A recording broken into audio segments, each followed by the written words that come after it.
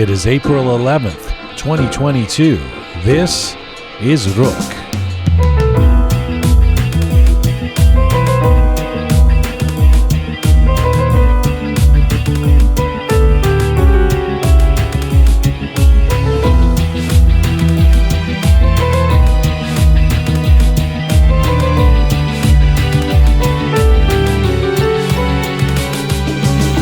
She is an Iranian-American singer and poet who's recently been chronicling the immigrant experience through her songs and stories. Ziba Shirazi was one of the first contemporary Iranian female artists who wrote, performed, and promoted her own musical works in the diaspora. She joins us later in the show. But first, he has become a photographer sensation for his captivating images of ballet dancers in motion.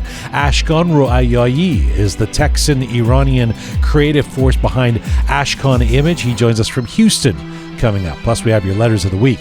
This is Conversations from, to, and about the Iranian diaspora. I'm Jian Ghomeshi. This is Roqe.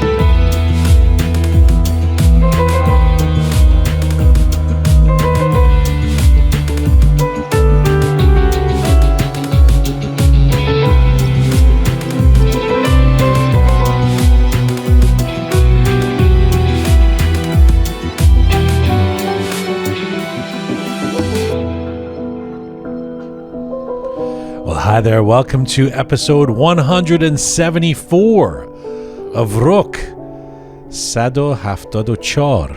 Kian. Yep. Trying to help you with the numbers. That. Very helpful. See, what I do is I say it in English first, 174.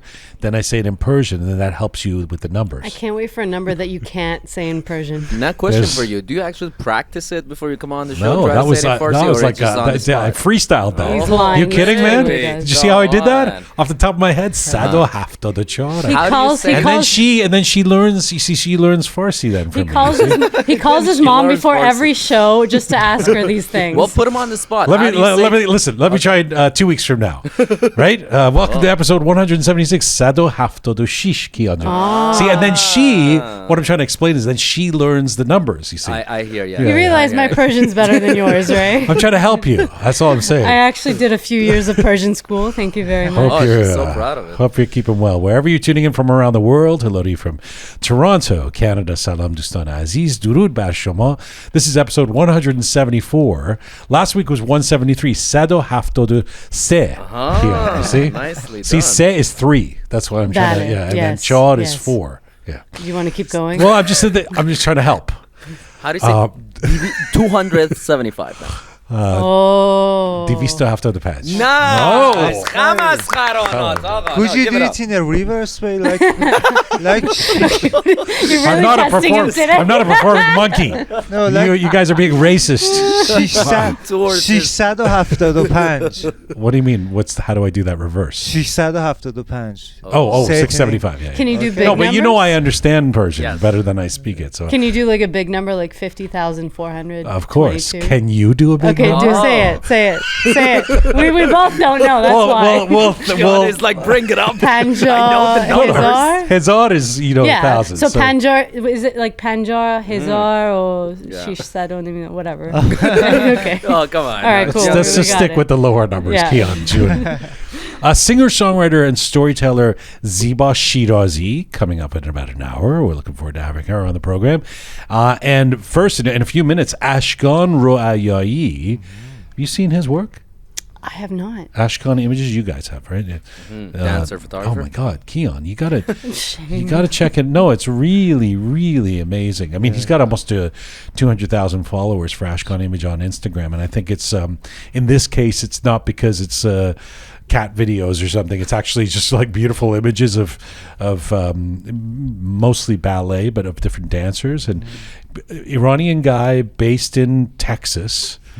Who's become this photography sensation, a really interesting and creative artist. So we'll get to Ashkan and his story. I think he just had babies too. Oh, yeah. I don't know how that's going to affect his burgeoning empire in Texas. But on Nowruz he had babies? I think so. On the Nowruz Day, I think he... No way. Yeah. Wow. That's nice. Born on the new year. Amazing. It's a new day. New day. That voice you're hearing, that nasally voice is Captain Reza. Hi, Captain Captain Reza. Hello, Hello, Sam. sir. You see? Hello, sir. Trying to help you And out. Groovy Shia, the mellifluous, soft and delicate and vulnerable sound of Shia. Mellifluous. Yeah, hi, Hi, Shia. Shia from Dang Show fame. Every once in a while, somebody says, "I didn't know that he was in Dang Show," and the fabulous group, and the fabulous Keon. Hi. Hello. Now, I did not. Now, waiting for well, listen, I have not asked you off the air about these experiences you've been having with the health. Yes. And I know that you are a very healthy person. I try, yes. So otherwise I wouldn't, make jokes about these things. But I really couldn't understand the trajectory last week because what happened was like 2 weeks. First of all, I'm so excited to have the whole team here. Seems like it's been ages. It's been at least 2 weeks. Based on various people being hospitalized or whatever.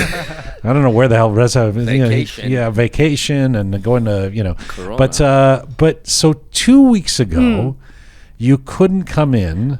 I had a cold. You had a cold. It was a regular cold. It wasn't COVID. Strangely enough, not a bad enough cold that prevented you from going down south on a holiday. Oh, I had to. I paid for that. So then you went on a holiday. Yeah.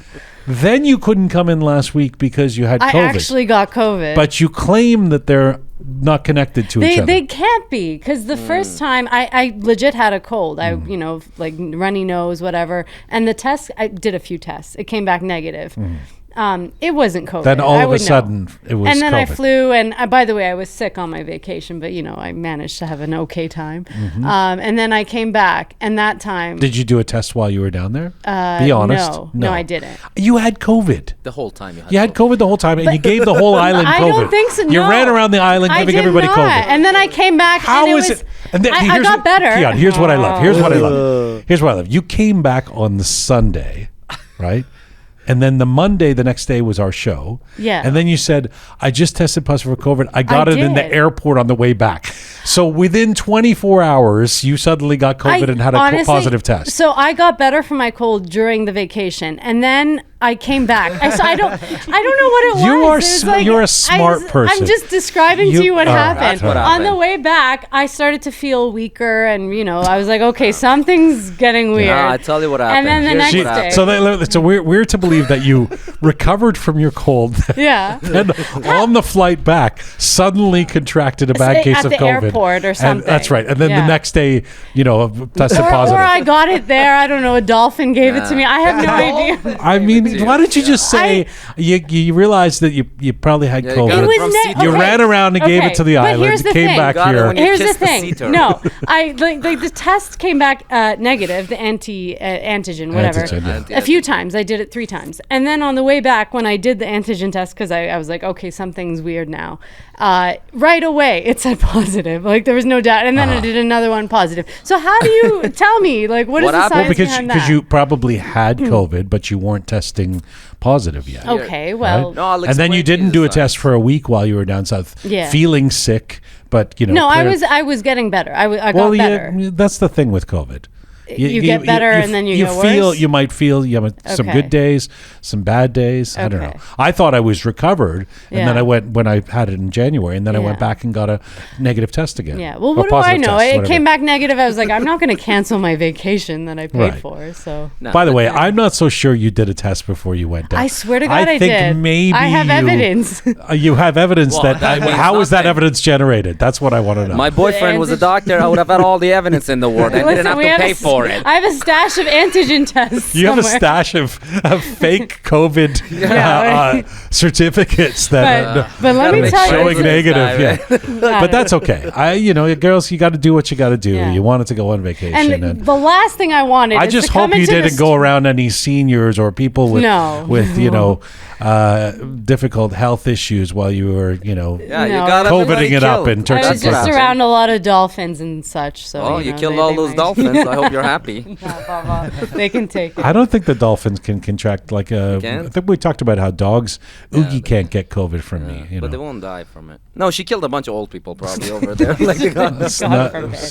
At this point, like Zabonete everybody. Gazbek. I'm gonna go do Zaduras Yeah. Inshallah that they recover But as soon as anyway, the possible. last thing. Yeah. The last thing I wanted to do was come into the studio and get blamed again No, for no, no. giving everybody COVID. No, so, No blame. yeah. Just curious about the. So now Trajectory. you're much better. I am, Yes. and apparently I'm not contagious. So As I already If I feel. do- I swear. I feel Don't a bit blame of me. a sore throat. don't blame Ever me. since, I don't know. Got a bit of an itch. But it's on the kind back of nice. my I'm head. not gonna lie. It's like the perfect excuse to just do nothing and relax in your bed and just watch Netflix.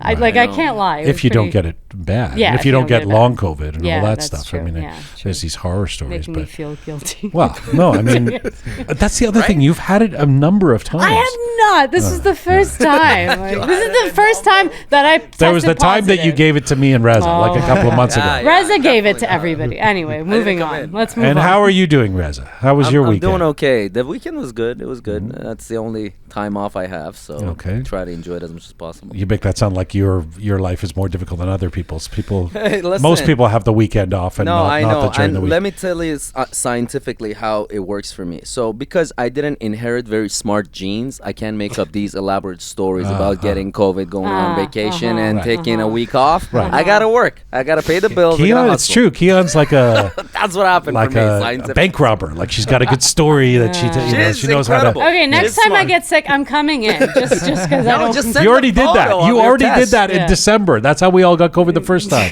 You were. You got it from Reza.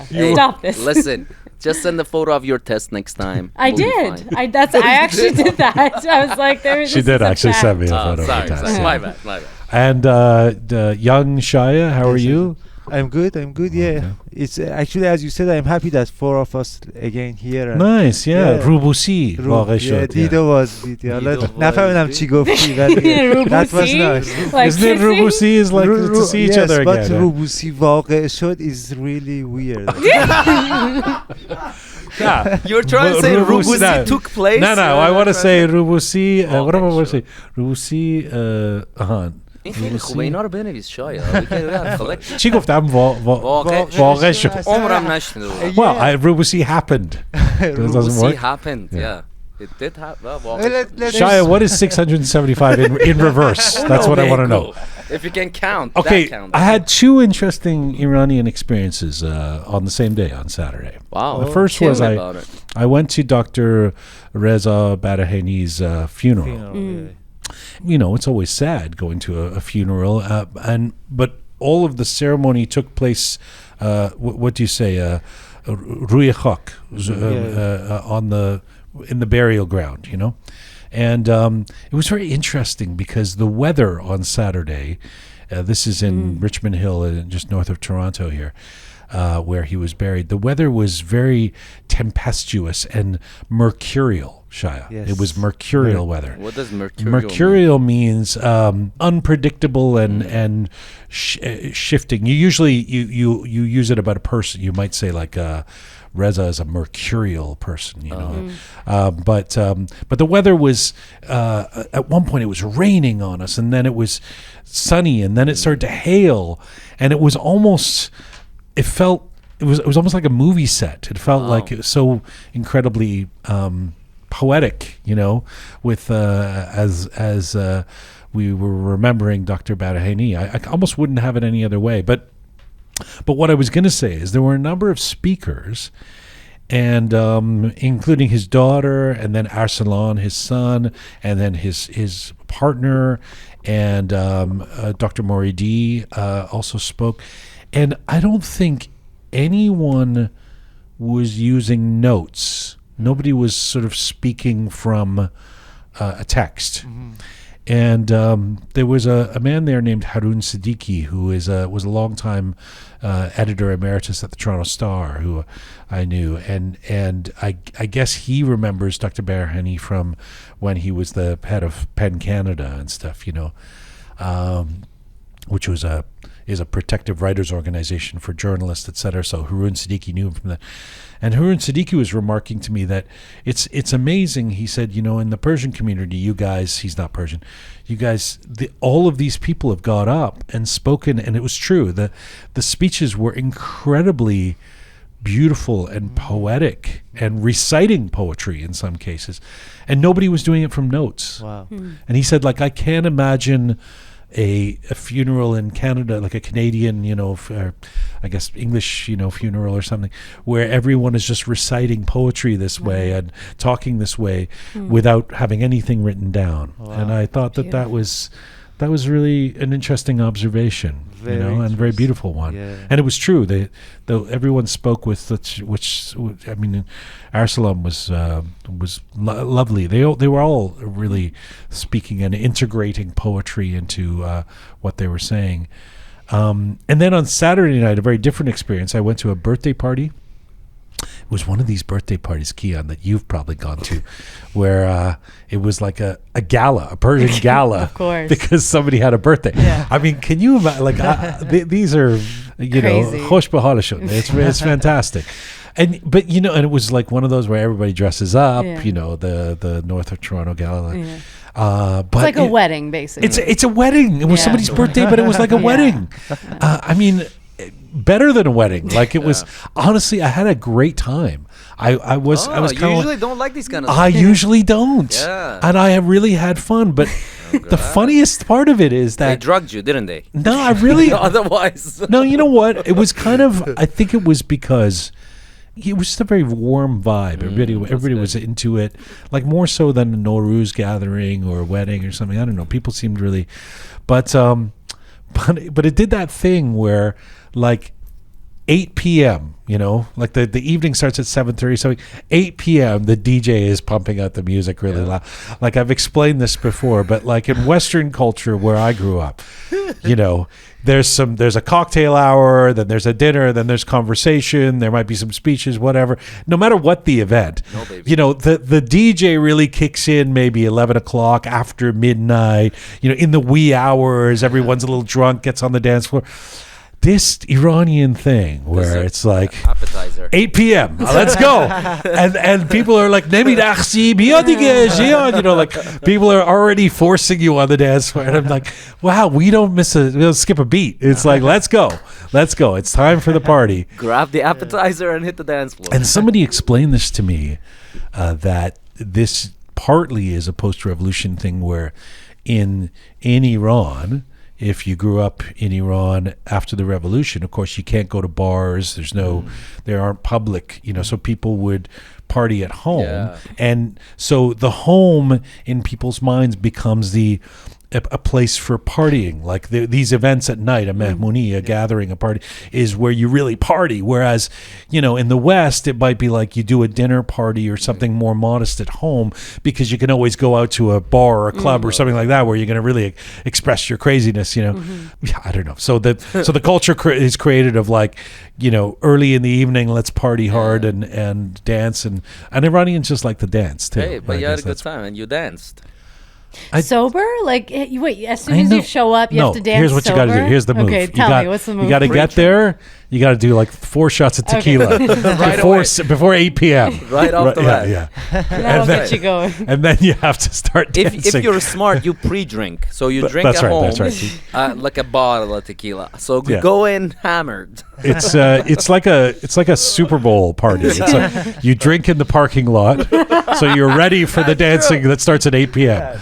Anyway, that was really a fun event, but quite a contrast from the afternoon funeral. But it was I'll never tire of this this idea that Persians love to. We just ready for dancing, ready to dance, and the men and it's not just it's like everybody's ready to dance. The men dancing with each other at 8 p.m. Men dancing with each other. Everybody's at like 8 p.m. At 8, it's not like a later in the night. Everyone's loosening up thing. thing. That way, it's weird. The men dancing with each other at 8 p.m. What do you mean it's weird? I know, it's but every I don't weekend put you go to one of way. these things. I'm saying when you put it that way, it's weird. Men dancing dancing with each other at 8 p.m. Why is that weird? Because it's weird. It's that. Why are you it's- being such a homophobe? Yeah, it's the Reza? early hour. I'm What saying- the hell's It's wrong just- with you? What is wrong with you, Reza? Listen, if one person can't be a homophobe, it's me. Ask Gianni. That's true.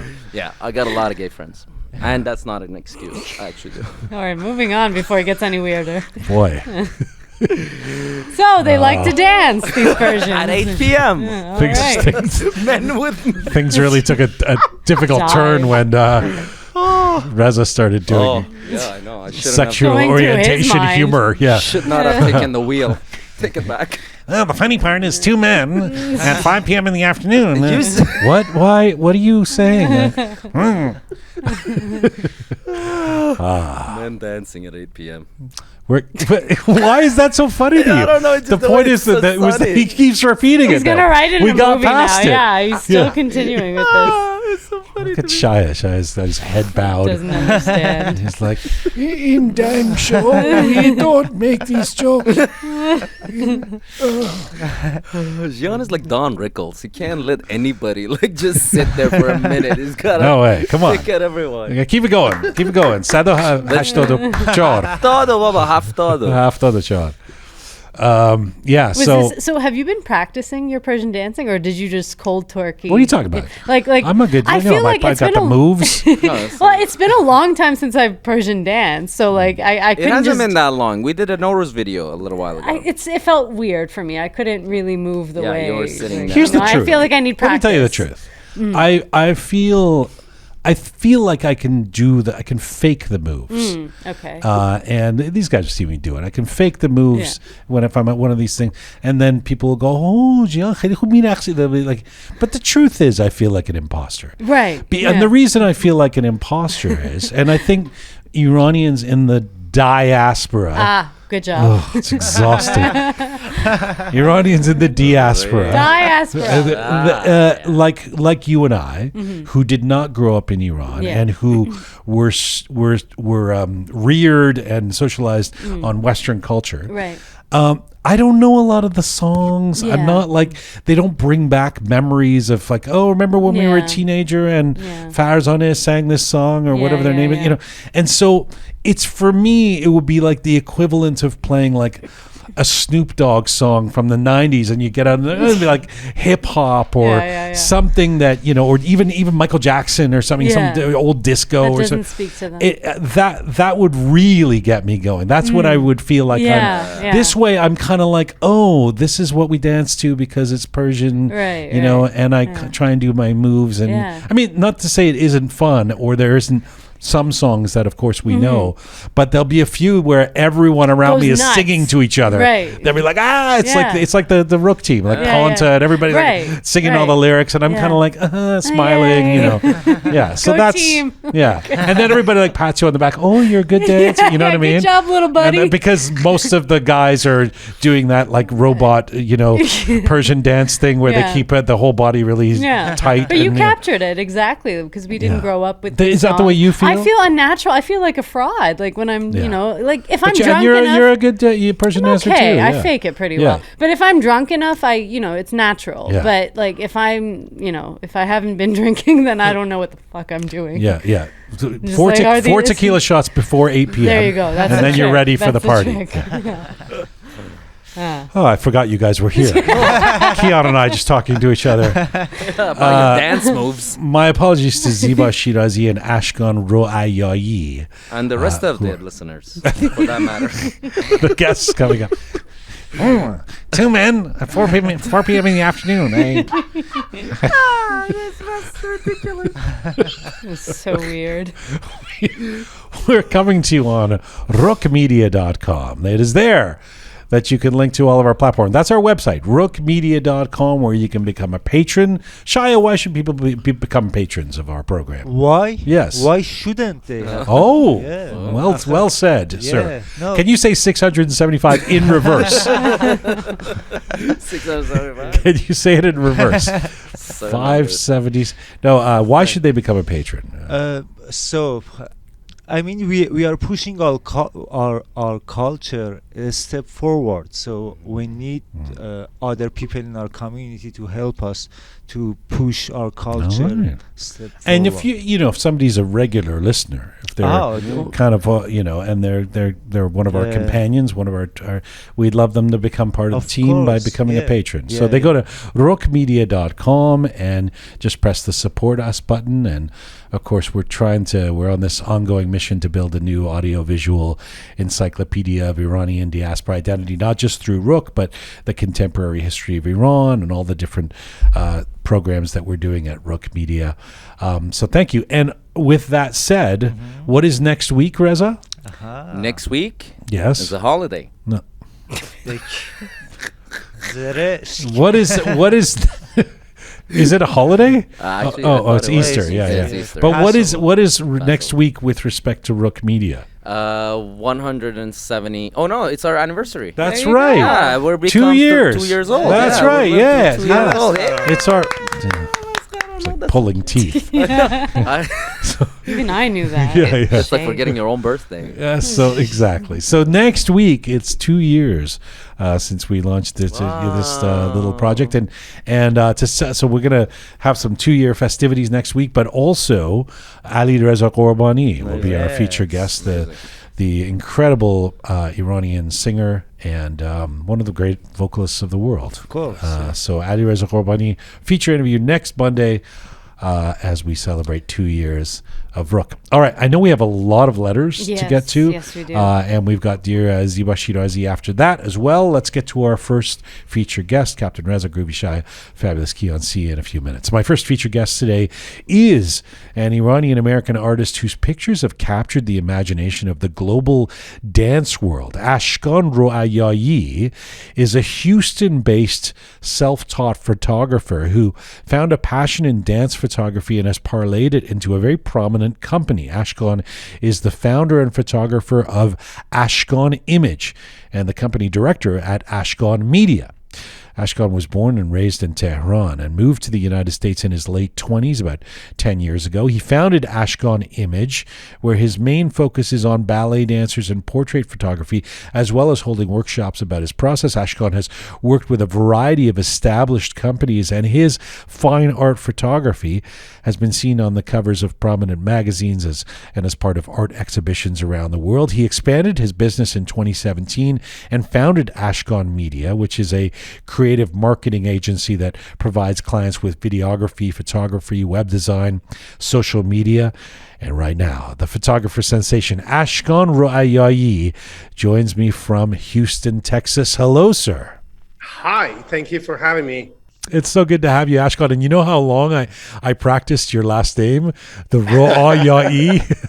It's a tough one. It's a very tough one. We even don't go here. We try to say Roayaee to make it easier for everyone. I was going to say, I mean, how do the Texans deal with this last name?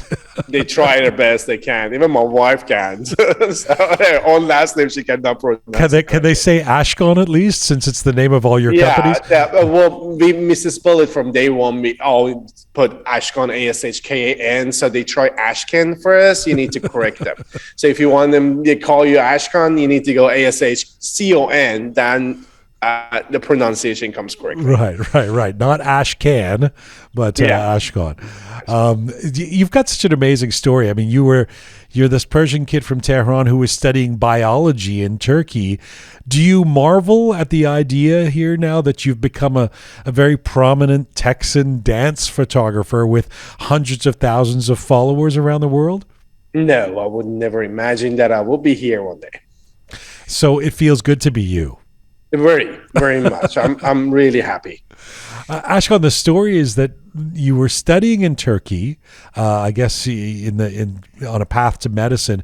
A friend who was a photographer encourages you to invest in a camera, and you fall in love with photography after looking behind the lens of your first camera. I'm curious what it was that you saw, both literally and metaphorically or figuratively, in that lens that sold you on this being your passion. It was mostly the composition that I could find on human body, which is still in my platform right now. From day one, what I was trying to do maybe was a better connection between myself and my models or people. So him in the street and getting a very editorial picture of human being was something very interested me. And how did you? I mean, how did you even know that? Were you borrowing your friend's camera? And I mean, So honestly, I have a father that he's an artist as well. He's a self-taught painter that he never knew that he's able actually to paint as well. I cannot say I don't believe in miracles or something, but everybody has a talent that is probably is somewhere in them. They need to discover it. I discovered it with the camera. and your dad isn't professionally an artist, is he? He is not a professional artist. He's doing it just for fun. But if you see his pieces, it's museum quality things. Huh.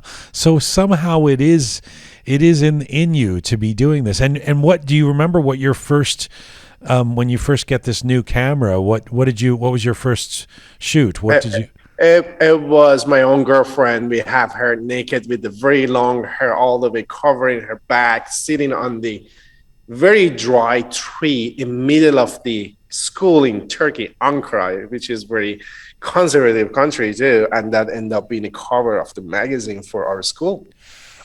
Okay. So you started with a splash. I did. Right. I was lucky from day one. and I guess your girlfriend was okay with this being on the. She was. Cover. She got a lot of attention to it. Luckily, she was very open-minded, and her family as well, because that was a very, what you call it, a very bold picture coming out, especially. But the magazine editor was another Iranian. His name was Peyman Jafari. He was very pushing on that too. So we all kids coming out of Tehran, or other city in Iran, coming to that school, which is a very technical school as well, very communism school too. We end up getting the cover of the magazine and talking a lot about not being a modest. Wow. What was I mean, that's a real statement. What would you say in retrospect now was special about that photo? It was very dramatic, a look of how maybe sad the environment looks like for women. Actually, if you look deep into it, there's a girl. She's sitting on a dry tree, naked, with her hair covering her. You don't see her much. You just see her legs hanging from the branch and the back of a woman. It was a black and white picture too. It's still such a thing. It still is going in all my pictures. You will see a woman in a power in every single shot that I'm doing. You see very less gentleman. If there is a gentleman in the shots, they are empowering a female beside them on the shots. Although still is not intentional, but it happens a lot. That's interesting. I did notice that most of your photos were women, but I just thought, well, maybe that's because there's more women dancers, but that doesn't make sense. There's male dancers as well, right? There are male dancers, correct. And even if you are shooting a male, if you see my pieces, they are more feminine than muscular. I'm going to get to the incredible work. By the way, your work is so compelling. I will, as people listen to this, they should check you out online. It's no secret why you have the kind of following that you do. It's really, really amazing stuff. But let's just take a few steps back and talk to me about how you got where you are, because you had an interesting childhood, something of a nomadic childhood. Your family takes refuge in Europe during the last years of the Iran-Iraq War. You're born during the Iran-Iraq War in the mid-'80s, and then you return to Iran. You have your teenage years there. And the story I hear about you is that you were a really good athlete, that actually sports was your milieu, not necessarily arts. So did you have, I mean, now that you say your dad is a painter, but did you have any sense that you were so artistic, or was your mind trained on being an athlete at that point? No, it was completely being an athlete. Even the college was scheduled to be a scholarship for the athleticism and just going. And you're a tall guy, so you're 6.2. So you were gonna? Did you play basketball or volleyball? What was your thing? Volleyball. I played volleyball in college, and sophomore and senior year of the high school. Then in the college directly, I got in the team. I was on a bench for 2 years, but after that, I was full time in the school just playing volleyball. Wow. And are you still good, or now that you're a fancy photographer, you're No, I lost it all. your body is atrophied. You're completely out of shape. So How did you know that? so talk to me about this. Here's this guy who's an athlete, who's later going to show this incredible proclivity and talent for being a photographer, an artist. Was studying medicine in Turkey then a product of family pressure? That's true. So it's very cliche. Parents ask you even become a doctor or lawyer, or the least that you can do, become an engineer. Since they were living in Texas, they really wanted me to, even if I cannot do the others, go for the petroleum. Well, I got into pre-med biology for coming here and continue, but I was not good at it at all. It was not my thing. So, and I was not good at it. I knew I'm not enjoying being in a lab studying anatomy or any other things or genetic or biology. So photography probably was my runaway or the only option. And how did the Texan Iranian family react to, Mama, and I think I'm just going to take pictures for a living? I didn't say it. So the school is done. I'm taking a few years break. that was a comment. A sabbatical before I start my life as a surgeon. Yeah. Yeah. Now she's hanging that degree on her room, just looking at it daily, even though I don't have it. Are your parents must be supportive now in terms of the success you've had? They are enjoying it a lot, because the platform that I have right now in Houston, you see some of my art behind me. I have an art gallery that is always on. There are a few galleries that are representing me. There are other cities galleries are going on. So the name is keep coming up everywhere, and they receive videos and pictures from Iran, from random people. Is this your kid? They're enjoying it, to be honest. So the story goes that you actually got a gig in Turkey. You had become a photographer, a working photographer there, right? You were working behind the scenes in television. Last year after school, senior year, about to graduate it, get some extra income, start doing extra in TV shows. So passing by back there, just getting money daily, something $20 a day. I always had my camera with me, and I always had the book with me.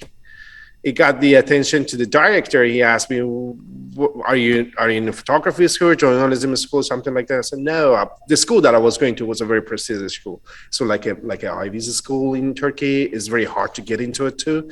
They have like national exam to get into it too. It's not just like here, you can get into school. So never mind. He learned where am I coming from, where is the school that I'm studying at, and he became very interested in me. He told me, okay, keep shooting behind the scenes, bring me your portfolio. So I shot his behind the scenes. The next week that I brought the portfolio, he hired me. He told me that, okay, you're hired. You're our behind the scenes photographer from now on. He passed me to the accountant and everything. So I start getting money. And after that, he hired me for the same show, act in a very cheesy show for 80 episodes with my own name in Turkey. I was a bartender. And meanwhile, I was taking pictures too. And I had a chance to take a picture of all these celebrities that they were coming up, or they were already really good, their portrait, their casting. So that was my first portfolio, casting photography, portrait photography with all the known Turkish superstars. Did people recognize you from being the bartender in the cheesy TV show? No. I did the first role lady, first female on the show. That part, few times I get the publicity in a magazine or something like that. No, we were super young. The cheesy show was so super overrated. No, nothing. Nobody knows me. She may be listening, you know. You don't want to go and saying she was super overrated. But okay, so then you have this thriving sort of portrait photography business going on. This is what, Istanbul? You're in Istanbul? This is Ankara still. Then next year I'll move to Istanbul for the same matter, actually. I got promoted to the better shows. So, I mean, Istanbul is one of the great places to live in the world. Why would you tell me about the decision to come to the United States in 2012? After 12 years of waiting, papers were accepted. The green card was proven. My brother did twice traveling, coming to Ankara. The second time interview, they sent us to Armenia because the Ankara embassy was closed. A lot of drama. My brother was supporting a lot of expenses. We got the green card that said it's time to move to USA and come joining your family. I did my best to stay. I really requested that I would like to stay. I'm having a dream life here, but I'm so glad that they insist. They asked me to join them here in Texas. I'm really enjoying it. I'm really enjoying being with family, seeing them every week, maybe twice a week. Now that's a blessing to have the family around us, so they're gonna help us raising the twins. No doubt. Let me get to that. But I know Houston, I don't want to typecast it. I know it's a much more diverse place than it was in the past. But moving as an Iranian guy who's thriving with a career in Istanbul, was it a culture shock to suddenly land in Texas? It was. And I knew what I'm gonna face. Luckily, one of the only thing in my life did before I do it was studying about Texas before I moved here. So I knew what I'm gonna face. For 6 months, completely depression. That was the only depression probably I got in my lifetime. It was bad. After 6 months, I switched the job. I started waiting a table in the Iranian restaurant. That helped a lot to meet people. People encourage you, people finding you, people a little bit being more interested in your personality. So I start learning, getting my English better too. Those days was not the second language, was a third language. I was just coming in. So after the 6 or 7 months, life got better. I worked at that restaurant for 3 years. Wow. I kept my apartment in Istanbul for a year after I moved here. But after a year, I flew back. I returned everything. I did my piece. I'm out of here. And everybody, according to my friends in Istanbul, they are saying you did good because they are having a lot of politic issue that what we had in Iran too. So they are happy that I left. And I wouldn't be in this place that if I would have stayed in Turkey. You never know. I might be a celebrity photographer probably in Turkey by now. Well, look, I mean, you come to Texas and you're, I didn't know you were waiting tables in a Persian restaurant in Houston. That's a great image. But at the same time, I guess you start doing photography because I know you start by doing portrait photography, right? Yeah. So basically I need to gather some money. I get rid of my gears in Turkey. I couldn't bring my studio here. It was a very expensive packages to bring here. So first year, buying the computers, buying the first camera, was supporting everything from the family or so. The next year, start shooting very small things. So maybe 2016 was my first gig. So I got my first gig after 4 years being here. And it was a furniture photography. Oh, furniture. I thought the story I heard was in 2016 is when you started focusing exclusively on dancers. Late 16, I start focusing on the dance. Okay. You know, that's the year I got married. What's crazy is how fast this has happened for you. I mean, it happened really quick. Not that you didn't put in those years in Turkey and the facility you have for photography, et cetera. But I mean, 2016 it's not that long ago. And here you are, this like guy who's being recognized around the world for your dance photography. I mean, thank you. Am I? I'm not sure about that. Well, I'm sitting in Toronto and I knew about you. And that's amazing. So, tell me about the decision to, first of all, how did the connection to dance come about? I get that question from everyone, and I never have a best answer for it. I'm trying to find it. So let me take you all the way to my childhood. So we did not watch any female dancing ballet when we grew up. Something missing in our entire life. We didn't know such a thing exists probably. Mm-hmm. But I had a father that was always buying very interesting statues for house. I saw it when I started photography. I never saw it. There was 2 ballerinas always in our house. Still he has it. He has few acrobats and few ballerinas statues at home. Skip that part. Instagram photography, very interesting. Looking at the other people pictures. There's a guy in New York, and his name is Omar Arbaz, I guess. He was doing an amazing work, taking picture of the ballerinas in the middle of the street, and he become a very known dance photographer. Everybody knows him. I got inspiration from him, and nobody was doing it in Houston except a guy randomly doing it. It was not as strong at all. Second, there was another studio photographer named Lois Greenfield. which later remind me, I have a good story about that. That I studied her book in a school by chance. I just pick it up. Was very interesting. It was stopping movement book. It was very interesting photography from the dancers. So that was always behind somewhere in my what you call it. There's a term for it in English. I cannot say it right now.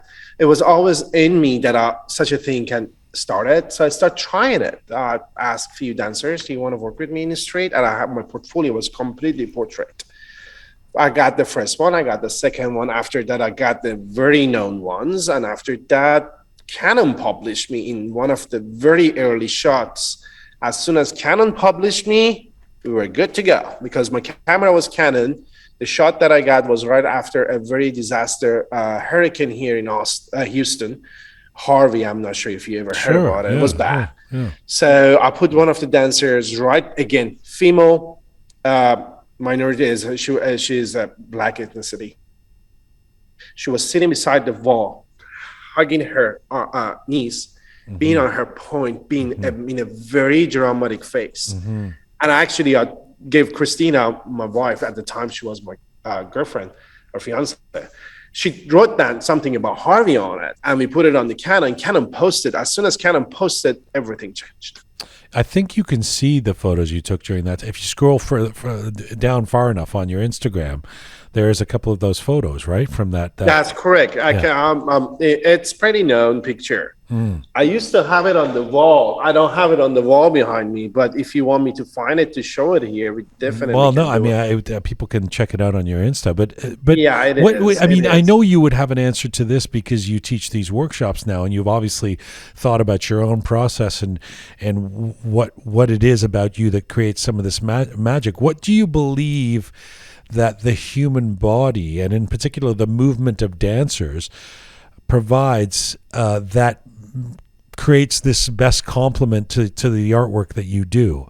What is it about dancers as opposed to shooting a beautiful mountain vista or a building or a shopkeeper or anything else?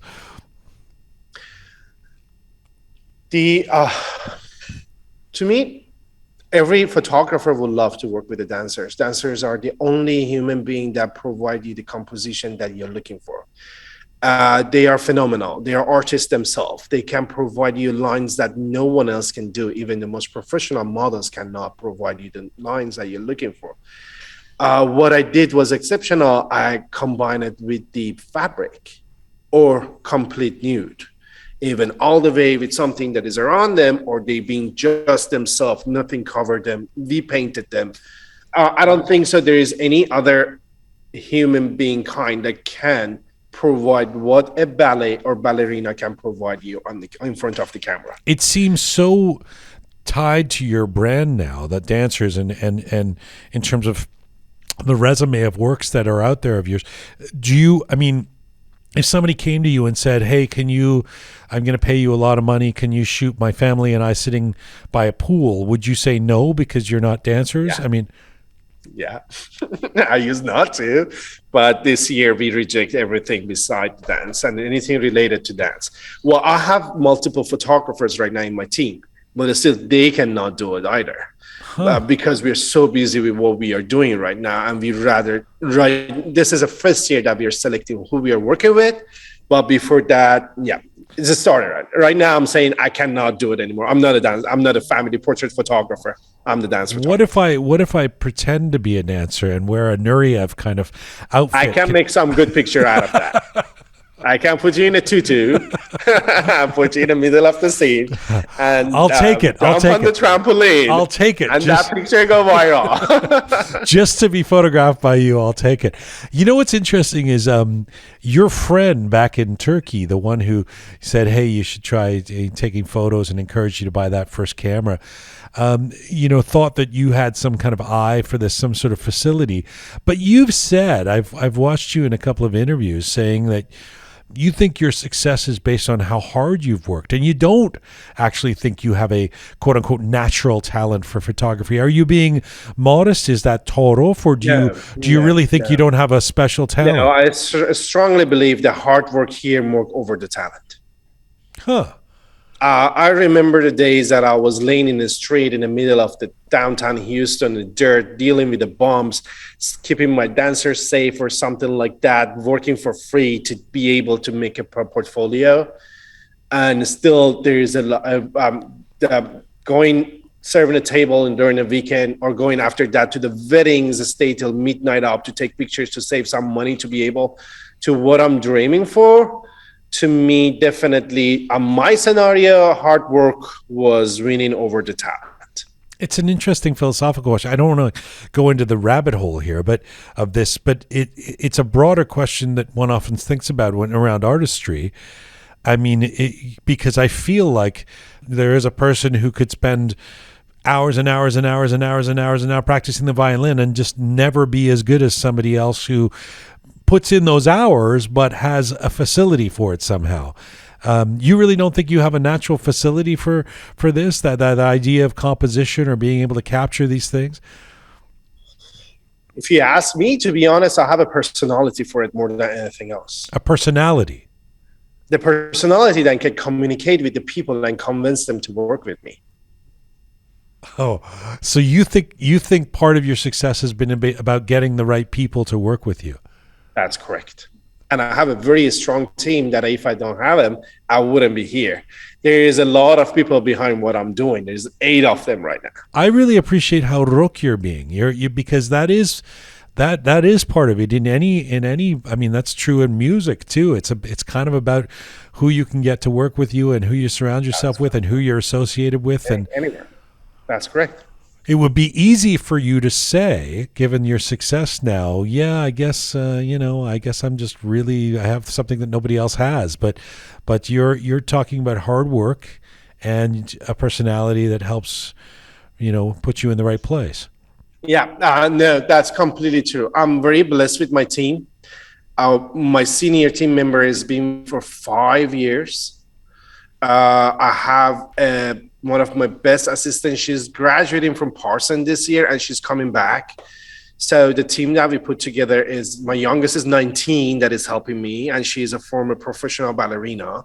So there is a lot behind everything you're seeing. And definitely, if even my wife wouldn't support me for the days that I was not making much money, she was making the money, probably I wouldn't be here. Ashkan, you're very open about your process. In fact, you have a step-by-step guide for what you do called Our Process on your company website. One of the things you do is a consultation with the client, with the dancer, in advance to get to know more about them and what you're going to bring out in the photos. Now, that's in and of itself not a surprise, because anybody who's going in has had professional photos done, knows that there's usually a consultation. Okay, what's the vibe? What do we want to communicate? But I was thinking about you, and I was thinking about these photos. Given that the photos are almost always, or in a lot of cases, in studio, and they're in motion, and there's not a lot of clothing other than the dance clothing, what are the kind of things that you're looking for in terms of communicating who these dancers are? I mean, it's not like you're not saying, okay, let's shoot you with your dog or in a field or wearing your favorite boots to communicate a vibe that most photographers would. This is about something that you can only capture in these parameters that you've put around yourself. So what do you do in those conversations and how do you communicate that through what you get the dancer or the client to do? We have 2 kinds of the clients: the one that hires me or the one that I hire them. The ones that hire me, so definitely we are looking for what they are trying to get out of these pictures. Is that the personal, or this is for auditioning to going for somewhere? Then the most important thing for us normally is to understand if they are classical or they're contemporary, or what is their main genre of dancing. Beside that, what is the color pattern that they like the most to use it in a photography, and what is the best that they have seen it on platform that they like a lot and they want to go on that direction. That's the angle that we are trying to get out of them. That's normally when we are having a younger dancers hiring me for their portfolio, which recently we are getting a lot of older dancers hiring us for their portfolio too. But the other one is when I'm hiring a dancer to come in for the fine art production, then I'm talking to them what I'm looking for. And is this something that is interested them as well? Do they want it to be in this concept and picture with me? So we talk about it. We put the mood board together. That's the most important part of the day, to understanding what is a mood board and what is a wardrobe. And after that is a day off. And how does our hair and makeup look like? And we go after that. The other part of it is, yeah, we have a lot of fashion designers that they send their wardrobe to us, and we use their wardrobe for the picture, so they get publicity out of our pictures. Did you say the mood board? What's that? So there is a large board on the wall. There is a lot of vibes that we are going after. For example, what she wants to do, we put it on the wall as an inspiration. Then we go somewhere close to what is inspiring us. Okay, let me just try this right now. All right, I'm a dancer. We're on the consultation call. Forget whether I've hired you or you've hired me. I know that's important to you. It's not important to me. Well, I'm saying, okay, I'm an introspective person. I'm somebody who really thinks a lot. I get inside my head a lot. How do you communicate that in a photo of me dancing? That's a good one. Well, we go with a very dramatic move on that. Dramatic lighting, something that is not very movementy, hiding her face as much as possible on it, to be able to show how she is in herself and she is in her head, to show that drama of actually what you're talking about. Definitely. But if you will say that I'm very bubbly, I'm very outgoing, I love my people, I will put a colorful background behind you with a very vibrant dress, and I will take your picture when you're super happy. I love that you've carved out this it almost looks like going on your website. I guess you're certainly known amongst the Houston photography community and the dancers there.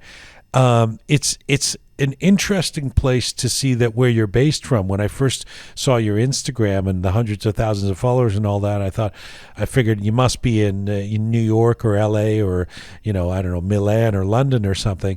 I know you met your wife in 2013 and in Texas, and she's very supportive and your family's there. But tell me about the business decision to not move to an even bigger center like New York or LA as a renowned photographer. There is a Houston Ballet company in this town, which have one of the strongest cast that they are using in town, and their dancers are very strong. Besides that, there are a few more companies here that they are very strong at what they are doing. So we can say Houston actually, surprisingly, is one of the dance mecca in US. Maybe third or fourth ones. We have a lot of dancers here, so it was a good spot. Not as good as New York or as good as California, but California is not that good actually. Maybe let's say just New York or Boston, because they are London. They're much stronger. But my platform, what I started, it was matching because almost no competition here. Maybe everybody was thinking, like you were thinking, that, okay, Texas is not a good place to do it. But right now, probably in South US, I'm one of the most strongest dance photographer, and I'm really enjoying it to a solo show. So be the one that being selected by the dancers for their portfolio, or when I invite them, they no question asked, they will come to studio. But that takes years. It took 40 years to become.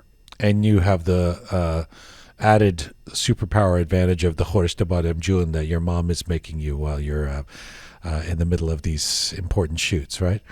Yeah, she made it on Sunday, so I had it today. Yeah, I had just launched Khoresh de Badem June. Yeah, that's a blessing. Honestly, to have mom around, it's for us that we are immigrating. It's one of the best things can happen. Let me, now that I'm asking about business, let me ask you a few more business questions, and particularly around the business of photography in general. This is something that's come up with a couple of other photographers we've had on the show, Firuze Zahedi, Kusha Alakban. They're people who are professional photographers who have been affected by the state of technology that's changed in the world, and the fact that, as I like to say, everybody thinks they're a photographer now. So smartphones, even up until just a few years ago, smartphones were phones that allowed you to take some mediocre pictures. Now there are these amazing and easy cameras that incidentally also happen to be a phone or something you can text on. How do you, Ashkan, carve out a business when, even with a niche like you do, when everyone with an iPhone 13 believes they're a photographer? To me, because of the lighting that we are using or the technology that we are using, this is far from phone technology. Neither pandemic nor technology is affecting our business here. We are doubling almost every year, and we are enjoying it actually to be part of it. No, I don't think so. To me, if you stay on top of the technology yourself and you be able to provide something that other people cannot provide, I'm not saying that other photographers are not doing. Maybe the branch that they are photographing is something that they are maybe hurting at it, but didn't happen for me. You're not threatened by the idea that everybody thinks that they're their own photographer. iPhone cannot do what I'm doing because there is over 8 or 9 or 10 how many lights are involved with that kind of photography, and flash has to be there to be able to freeze such a moment of the dancer movement. Beside that, you need to know dance. On top of that, you need to know when to click that shutter to grab the right moment when they're dancing. Okay. And I learned dance. I didn't know the ballet at all. Zero information. Now I know a little bit. That's an art. I mean, definitely a ballerina or ballet, they are artists themselves. In terms of the strength of your social media presence, almost 200,000 followers on Instagram, for example, is that heartening for you? I mean, there's something that makes me feel good about the fact that your photos have a lot of, I dare say, I mean, I don't want to sound judgmental for others, for influencers or whatever out there, but your photos have a lot of integrity. They're not just sort of, hot pics of sexy people or something like that. The fact that you've built a real audience for that kind of photography, is that heartening for you? Can you explain it? What is heartening me here? I mean, do you take pride in the fact that you're sort of doing things on an artistic level and having the success that you're having, as opposed to just, the stuff that we already know gets a lot of clicks? No, I'm so happy about it. It's not a pride or anything else. I'm super humble and happy about it. Actually, it makes my life very, more interesting. And we didn't have this much follower almost a year and a half ago. Everything happened during the pandemic. I mean, before pandemic, I was having 25,000 followers. Once we start TikTok is 500,000 right now, over 500,000. And 187 or 9 is on the Instagram, which all happened during the pandemic. Dancers at home, photographers at home, everybody at home, everybody on social media. We had a right marketing for it, and everything went viral. Few videos, we had over 20 million views. And to be honest, those were my dogs dancing with the dancers. Those are the most viewers. It sounds like Hesab Shidari. I mean, how much time do you spend building your TikTok and your Instagram and your social media presence? I have a full-time employee for it, 40 hours a week. Yeah, just dedicated to your social media. Just for dedicated, for sure. It's a full-time job. But you oversee that. Absolutely, but they're dancers. That's the thing. They are dancers, or they know the dance. So they have the videos, they take the videos, or the pictures are ready. Then they combine everything together and they go over the Instagram and post everything. And I have my marketing firm behind me. So to be honest, that marketing firm has started being built because we couldn't afford the marketers for ourselves. We started to do it ourselves, then we were good at it, so people start hiring us and say, okay, here's another branch of money income. Basically, that's how everything happened. Would you go so far as to say you can't just be a a great photographer these days. You have to be a promoter as well. No, it can be just great photographers too. There are people just by being very good, being picked by main magazines or something like that. They're very young. We have on the Vogue, one of the youngest photographer joined Vogue, and no portfolio, nothing. He had the talent. He had an eye for it. He's doing it. He's doing it perfectly too. He was nowhere on social media. They just brought him in. Now he's a big one on social media too. It's both, to be honest. Mine was hard work. The other one is her talent. You mentioned earlier the support of your wife, and from what I understand, you've just had twins. And how do you think having kids is going to affect your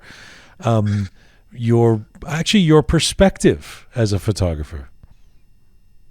I'm gonna add toddlers in the pictures. I'm gonna get more famous. That was my whole goal plan on it. No, I don't know. It's gonna be more fun. It absolutely will be more trustfully because you're a father now. You have toddlers. Honestly, everybody's love for me is triple right now. I mean, when I was not becoming a father, a lot of people won't give a damn to you. Oh, really? It's like, we're pregnant, we're having kids, they love you to the death. Really? I don't know where is that coming from, but maybe because of they have their own child and they know how much responsibility you're going under. So this is my first trial, first rodeo of the kids. Let's see how, and we are planning to have it as a last because they're boy and girl. So jackpot, we had it on one shot. But it's good. It's good business having imminent twins. People like sure. you. I had 2 dogs. That works. Now let's see with the twins.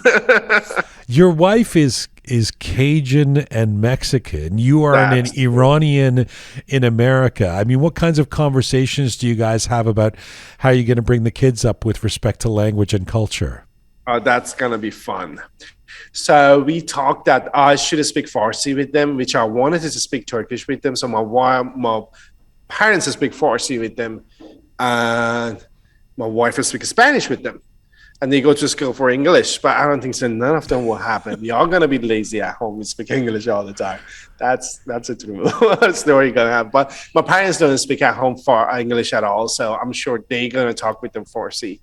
I'm not around my Turkish people at all, so Turkish is gone. Time to time, I just listen to the legend singers, or I have my good friend just in Turkey. I talk with them once a month, maybe. So that's gonna go.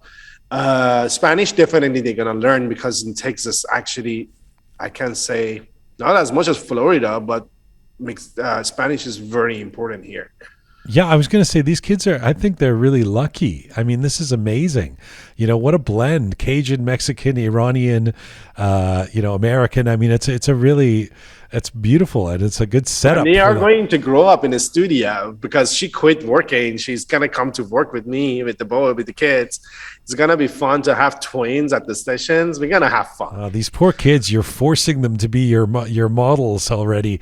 Dad needs to take more photos of you. Get in the studio. I'm 3. No, I'm Stop sure it. they will appreciate it when they grow up. Some of these dancers are principals or something like that. That pictures will be very valuable later. Don't force them, Hala. Okay, No, they want to be a best. dancer. They can be a dancer. No, I'm not gonna force them. Okay. They have to become a doctor, though. That's right. You can be a dancer, honey. First, get your medical license, and then. True. Ashkan, you have a new project that I would be remiss if I didn't ask you about before I let you go. That you're kind of breaking new ground with, and that's a collaboration between Houston and Israel. You're working with an Israeli artist, and the exhibition in Houston is called Dream Peace. What can you tell us about why this is important to you? This is another gift of social media. An Israeli artist many years ago started to painting my pieces.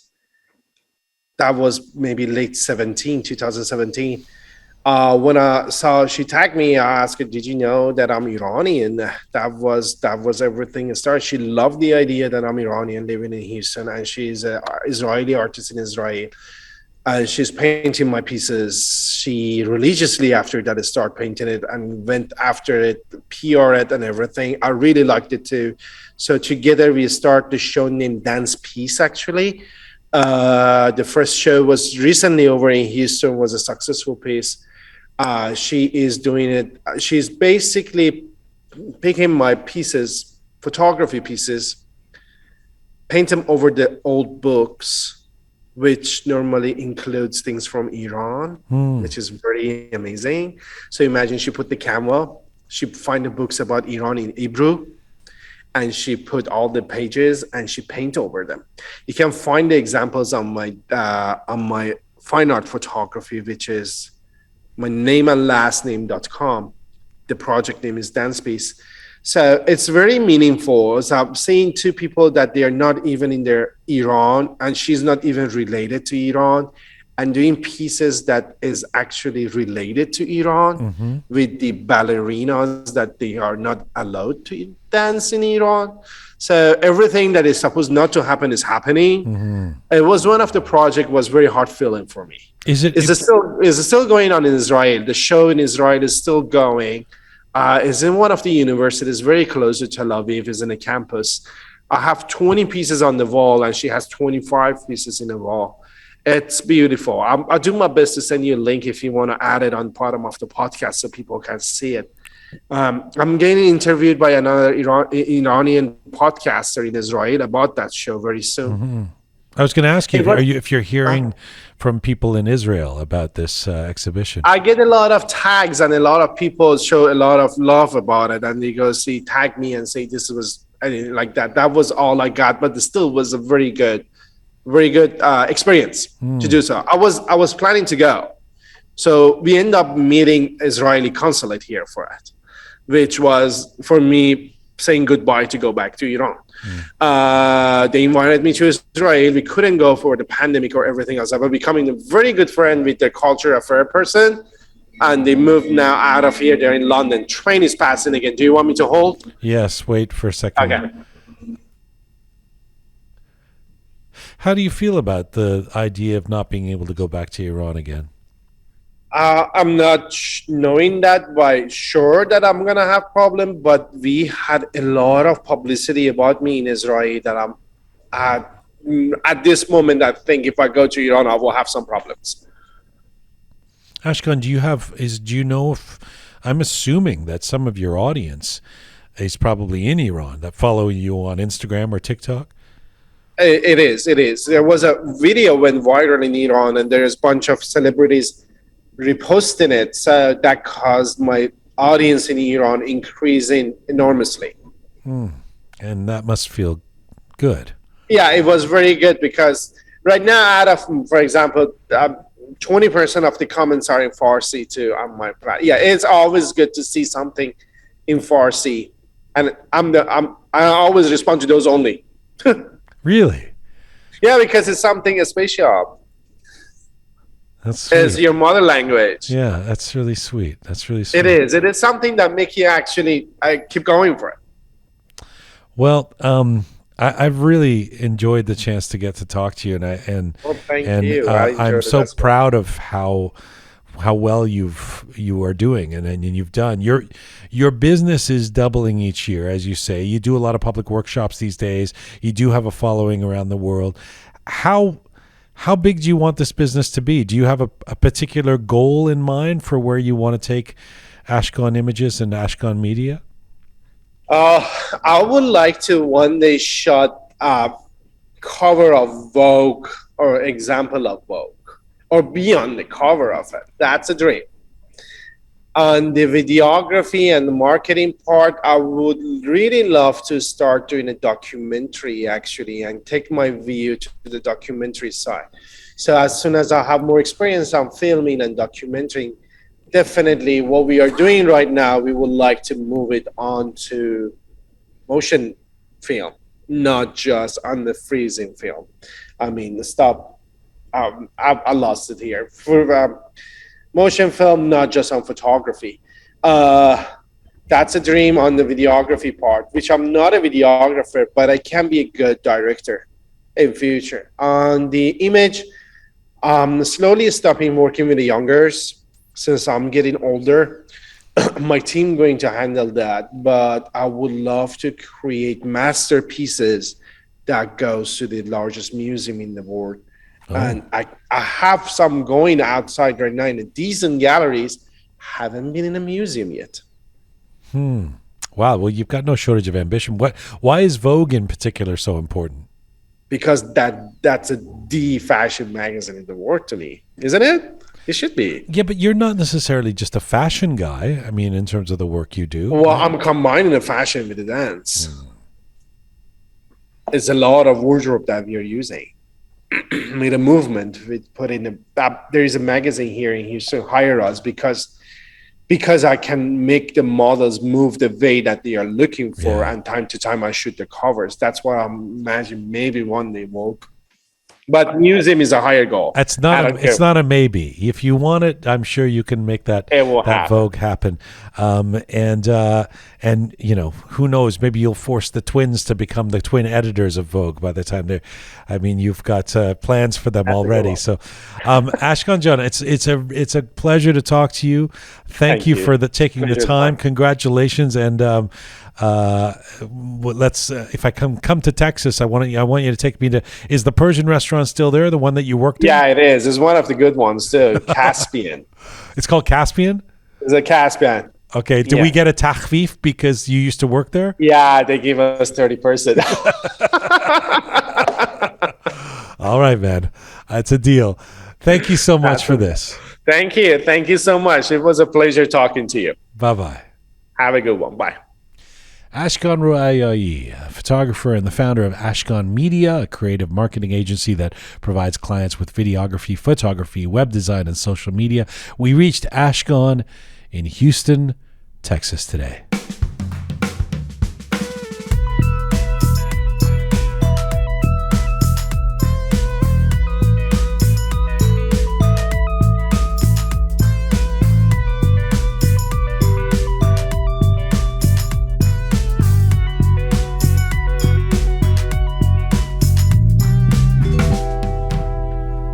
All right, microphone's back on. The Captain Reza, Groovy Shia, and the fabulous Keon. Ashkan Roayaee. What a testament to hard work. Yes. I like actually that testament. What do you say? Testament. Yeah. That he said that it's not because testicles. Nothing. What? Sorry. Keon. I don't know why. You got get your mind out of the gutter. Reza brings out the worst in me. I didn't even say anything. Okay, continue, Shia, with your eloquent, beautiful words. Yes, Shia John, please. Okay, such a beautiful testament. Yes. The hard work. He said that it's not because of his talent, which I believe he's really talented. Yes. But his success came from his hard working and also his team, which he appreciates his team. And you know, this is something we usually miss in our culture. We don't appreciate our team. You know, if we have a success. I mean, I'm speaking as a musician working in a band. Usually, the singer wouldn't understand that the hard working of the a producer or the other musicians. It really matters to his success. So it's. I mean, I really appreciate. And I felt like he. Partly it felt maybe a bit like modesty that he's saying, I'm not that, because surely he knows he's got talent, but he really believes in this idea of you gotta, that hard work is the way to get there. Yes. And good for him. I mean, it's true. Yeah. Nothing. I believe that as well. And what his work is just is quite spectacular. It's interesting too that he's, when you find your niche, when I was asking him about, do you want to photograph other kinds of people? He's like, no, I'm my thing is dancers, and that's his, specialty, and good for him. It's, why expand the menu to and that speaks, I think, to his intelligence. It's not only about working hard, it's about working smart as well. Like finding that niche where nobody else is doing, tapping into it and sticking with it. Is really it's a testament. It's a testament. Yeah, I was trying not to remind Keon of the word testament, so I chose a different word carefully. Yes. However, yes, it's a testament to his intelligence. Said Keon. It's so weird that I had to. There was so much focus on the word testament. It is Monday, and as a testament to Monday, before we get to Ziba Shirazi, the singer, the songwriter, the storyteller, in just a little bit, let's go to Letters of the Week. Oh boy.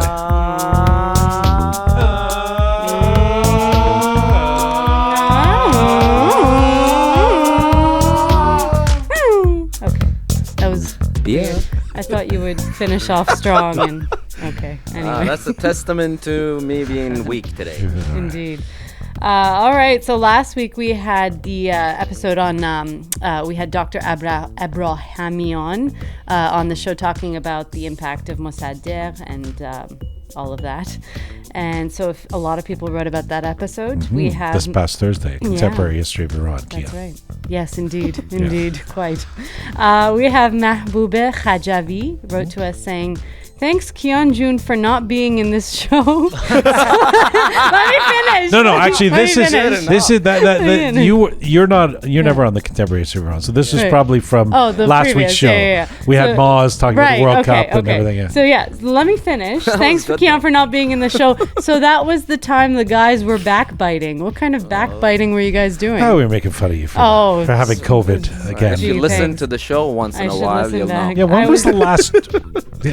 When was the last show that you missed that you actually listened to? Ever? Do you ever listen? I was dying in bed over the last week. God, give you me just a made the break. case earlier, like last hour. You were saying, I sit and watch Netflix. Yeah, but I was dying in bed watching Netflix. Right. So this feels like work to her. She doesn't want to do it. Oh, moving on. Then we have Dr. Mehdi Baziar wrote to us saying, oh my God, Dr. Abrahamian is one of the most knowledgeable historians, especially regarding the pre-revolution era. I even published a paper based on his translated book. Wow. Cool. You know, he really is. It was I know there's some folks who disagree with what he had to say about Mossadegh, but he really is a remarkable person to interview. Yes. We've got him coming back for Khomeinism this Thursday on the Contemporary History of Iran, and it's such a joy for me to talk to him because he's brilliant, and I feel like he speaks in a kind of methodical, slow, and accessible sort of way. He's not one of those academics who's speeding through things and people are kind of, what did he say? But so I really appreciated Dr. Yervand. He told me it's Yervand Abrahamian. Yes. Okay, keep going, Kian. Yeah, so a few weeks ago, you guys were discussing the Persian translation of bulletin board. So no, a couple weeks. It was somebody said something about Shaya said Rozname Divari, and I was laughing, like in the same spirit as Saga Abi. I was saying Rozname Divari, like a wall newspaper, and then Reza said, "Oh, it's like a bulletin board." Right. And it turns out it's not entirely. Go ahead. Yeah. So Farnoz Sarafi is writing to us to correct you morons. She says, Rozname Divari, as Shaya and Reza said, was/is very popular. It is not actually a bulletin board, Reza.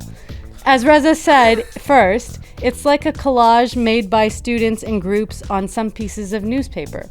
It may contain pieces of articles, pictures, their own ideas cut and put on a cardboard paper pinned on the wall like a project.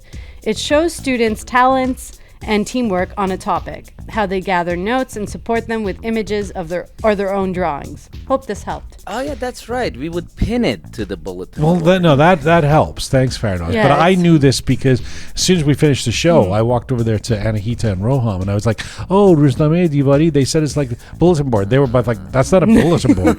And these guys, they're supposed to be clowns over here. Yeah. No. Actually, I don't blame Reza because if you want to explain Rozname Divari to a non-Iranian person, the closest thing would be bulletin board that they can understand what you're talking about. But it sounds like it was a collage. Here's my understanding of Ruzban, and now that I've spoken to a few people about it, it sounds like students, kids, whatever, would create the equivalent of the front page of a newspaper and put it on the wall. Like, here's the news of the day, we're putting it on the wall. That's Is that it? Kind of. Because that's not a bulletin board. A bulletin board is it's often like a cork board or something that's on the wall, and you pin notes like, "Hey, gym class is coming up at 2 p.m. you pin- Here's a picture of me and my dog." You put anything on the bulletin board. But you put the Rozname Divari on the bulletin board. So yes, you're right. That's not a bulletin. It's not entirely. All right. So you're both wrong, and Yes. we're moving on now. That's right. Khob, on the Contemporary History of Iran episode on Mossadegh, Hani Aryan wrote saying, "Another gem. Thank you, Roqe team." And then we have Dr. Amir Ruzati wrote saying, "I'm going through as many of the Contemporary History of Iran series as I can. It's truly a remarkable and academic body of work from the unique vantage point that you and your guests have provided." Nice. Thank Very you so nice. much, Dr. Rossetti. So to answer Jian's question one more time as to why to subscribe to Roqe is because of this letters like this. We appreciate that. Yeah. And then Have you subscribed, Reza? Oh, You go to website roqemedia.com, click subscribe. yeah. That easy. Khob, and then Support us. Support us. Rockmedia.com. Yes, Support us. Support us. Support us. Yes. Sorry, Kian. All right, so and then we have username SGV Music wrote saying, "I wondered so much because Mr. Abrahamian doesn't know in quotations yes the Shah had the right to dismiss Mossadegh as he did. Mohammad Reza Pahlavi dismissed many prime ministers in his dynasty period, from Ali Sohaili to Hoveyda and Amuzagar, and 31 prime ministers. If the Shah didn't have to dismiss the prime minister, he had to carry out 30 coups. That's so funny. The rules had given the Shah the right, and Mossadegh knew that based on Sadaqi's conversation with Mossadegh." So this is during the interview. This is with respect to whether the Shah enabled a coup or something. The argument is, and I put this to Dr. Abrahamian, is didn't the Shah some people argue that the Shah had the right to dismiss Mossadegh, and Dr. Abrahamian said no. And so this person is responding to that saying, actually, yes. And otherwise, he dismissed all these prime ministers, and Mossadegh would be one of them. So that seems to be an ongoing debate that people are having. Of course, you can hear Dr. Abrahamian's position on that on the episode if you haven't listened to it. Yeah, and there's here we have an essay by Alfred Weber. Okay, let me just take a deep breath because it's long. Okay, the impact of Mossadegh has always been exaggerated by Western leftists whose anti-imperialist agenda it suited. Mossadegh was another fool of politics who fell on his sword. So he nationalized oil? So what? The Shah was tearing up oil concessions and playing off world powers against each other decades earlier. So what Mossadegh did was hardly a huge or radical step. Reza Shah was removed by the British, and Mossadegh, not a king but a politician, suffered the same fate 12 years later. The world has many Mossadeghs who have pressed ahead in the face of opposition from world powers, and in doing so helped not to advance their countries but to bring about a lot of suffering, a story which the Shah continued in the 70s and which continues to this day. That said, it was a fascinating interview. It was great to hear details of the inner workings of the downfall of Mossadegh. However, things went south after the final question at 55 minutes when he started talking about the legitimacy of the Pahlavi regime in relation to the 70s. Fail. It seems the full story of what transpired from 1976 to 79 and beyond this still yet to be told, no doubt because many details would be highly embarrassing to the US and UK. Anyway, only 2 bad minutes out of nearly 60 is pretty good. Nice. Okay. Wow. Okay. Somebody who's not a fan of Mossadegh. Indeed. Such a testament. To what? What is it a testament to? You just wanted to say testament. You have to actually try and use it aptly in a sentence. But yeah, That's just a big testament, bro. you wish to testify. Perhaps. Oh, I love this. This is the best letter. All right. On that note, it's time for letter of the week. Yeah. Okay, Rez is way excited. Gee, it's not my fault they're long letters. No, I'm joking. Well, I you was used to enjoying edit the letters. What, I mean, you used to cut them down a bit. Well, I mean, they You were didn't want so to do- eloquently, so they were a testament to how wonderful the letters are. True, Jesus. true. Testament to how much the show is. The word of the doing well. day. Rob, this week's letter of the week goes to Fargo M. And if you guys, by his writing style, you'll recognize that it's Farhood. Yeah. Farhood, our old friend. A repeat offender. Every on 6 letters. months he writes a letter. Comes back. Yeah. He catches up. Farhood, I Rob, know. He's like COVID. He comes back and gets you a few times. Yeah. But you're happy to have him. That's right. the Yeah. difference. Well, Keon is you because say that now, she goes Reza. on a vacation every Really? time. Yeah. Oh, he's Well, been let's see if you're crapping all still over happy. me, hasn't he? Let's see. No, He we do says- not wish COVID upon anybody. No, of course not. Nor is Farhood like COVID. It was a joke. It was a testament to my bad humor skills. All right. So Farhood says, I can't tell if it's Jian's talent, a Persian trait, or the quality of guests. 2 years in, and the show has lived up to its name. You lack anything but integrity. Nice. I'm meeting family next month for the first time in 25 years, and I'm grateful that Roqe has primed me in Persian life and culture. It's truly a privilege and a pleasure and an education to listen to your show. Now, that's all the nice stuff. Can we just stop there? No, Is we there cannot. more? It Oh. gets better. Time we I cut was enjoying the letter. Yeah. I should have just ended it off there. No.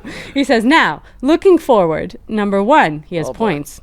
I thought I had a lot to say about what Reza has been saying the last few weeks. In sum, waterboarding would not persuade me to admit the things Reza has. And you'll absolutely hate me for saying this. I don't think you could direct one-way traffic, let alone a show. That's so good. Oh my God. He's a comedian, I swear. Anyway, he good, says, it's sorry, good. not sorry. Okay. Not a fan of, I know. not a fan of Reza's abilities. Maybe a To fan of direct. Reza. But That's true. 2, Keon, your pronunciation of Qatar is horrendous. Is it Qatar? It depends Well, on it what language you're depends. speaking. Yes, it's and, Qatar. and even in English, there's a do you 100 pronounce different it? ways. Well, it's funny because when I was I used to say Qatar. Qatar, yeah. And then at the CBC at one point, they started telling us that we have to say Qatar. Ew. Yeah, That's not how it's. You will hear some journalists and Qatar? anchors say Ew. Qatar, yeah. Ugh. But yeah, and then Sounds like there's a the fish. Qatar. Sounds a bit Qatar. strange to Yeah. me, so I say Qatar. Well, if the locals say Qatar, like they really accentuate the Qa. Anyway, Cotter sounds like a Fox News host saying it. Yeah. Qatar. Anyway, so Keon, your pronunciation of Qatar is horrendous. Thank you very much. Either say it in Farsi or English, damn it. All right, point Oh taken. my God, the guy doesn't have And ass. He's Please. angry, yeah. No ass up. And please bring back It's All Persian to Us. Or edit the old episodes and rename the segment. There are a few inconsequential things that are plausibly Persian to us. I like that better, actually. I bet you do. Number 3, Shaya. Yes. Damn it, Garm. Oh. I heard Dance of Damavand on Rook channel and forgot about it. Then I heard it again during the intermission in this episode and kept rewinding at least a dozen times. I tried Google Assist and I didn't get a result. Asked my mother and she didn't know. I gave up. Let the episode play and Jian say the song is written by Shaya. Oh. Since I started listening to Dang's show, I've discovered so much truly amazing Persian music. It's even got my mother and I actively listening to music together. A delightful direct result of our mutual love for Dang Show. You're the MVP this year. Ah. That's so nice. Okay, so basically this letter was just a That's love just devotion love letter to to... But Shaya, the and then- song actually is written by Jian. I just wrote the lyrics. Oh. You see, Farhood, do your I homework. think Farhood just wanted to hear heard what he wanted to hear. He didn't hear the part. Maybe I didn't say that. It was music was written by Jian, but that's fine. Shaya deserves Praise. all the credit for the amazing Testament music to his hard work. Testament to Yes. Dang Show.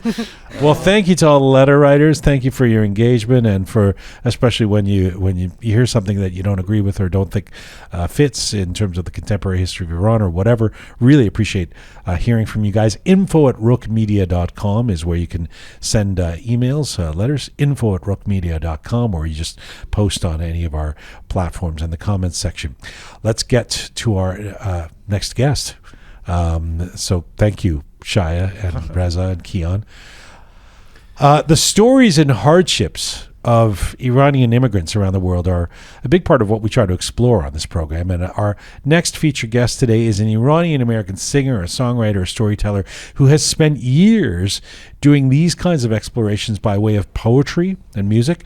And she can write a lovely pop song as well. Take a listen to this. چون طلای ناب مرا بی منت از خاکم بکن یک شبی را عاشقانه از هوس پاکم بکن هر نگاهت موجی بر هر تخت سنگ پیکرم پرتلاطم تر ز پیشم غرقم واجم بکن. Yes, a little taste of a song called Desire from the 2005 album Lost Dreams, written, performed, and recorded by our guest today, Ziba Shirazi. Ziba was born and raised in Tehran, started writing her poetry at the age of 13. She immigrated permanently to the United States in the aftermath of the Islamic Revolution in the mid-1980s. Ziba received her master's in performance and communication from California State University in LA. For her thesis, she interviewed Iranian immigrants from all walks of life and then adapted and performed their stories in a poetic way. Iranian Diaspora Identities, Stories and Songs, published in 2020, is the result of that research and a collaboration with the prominent Iranian-American professor, Dr. Kamran Afari. Ziba is not just someone who chronicles the Iranian immigrant experience, but one of the first contemporary Iranian female artists who has written, performed, and promoted all her musical works since the 1990s. And right now, Ziba Shirazi joins me from Los Angeles, California today. Hello. Hello. Thank you for that wonderful introduction. What a pleasure it is to have you on this program. That's such a beautiful song, Desire. What did you want to express with that? That is my favorite song, I have to say. That's the one that I choose for every performance that I have.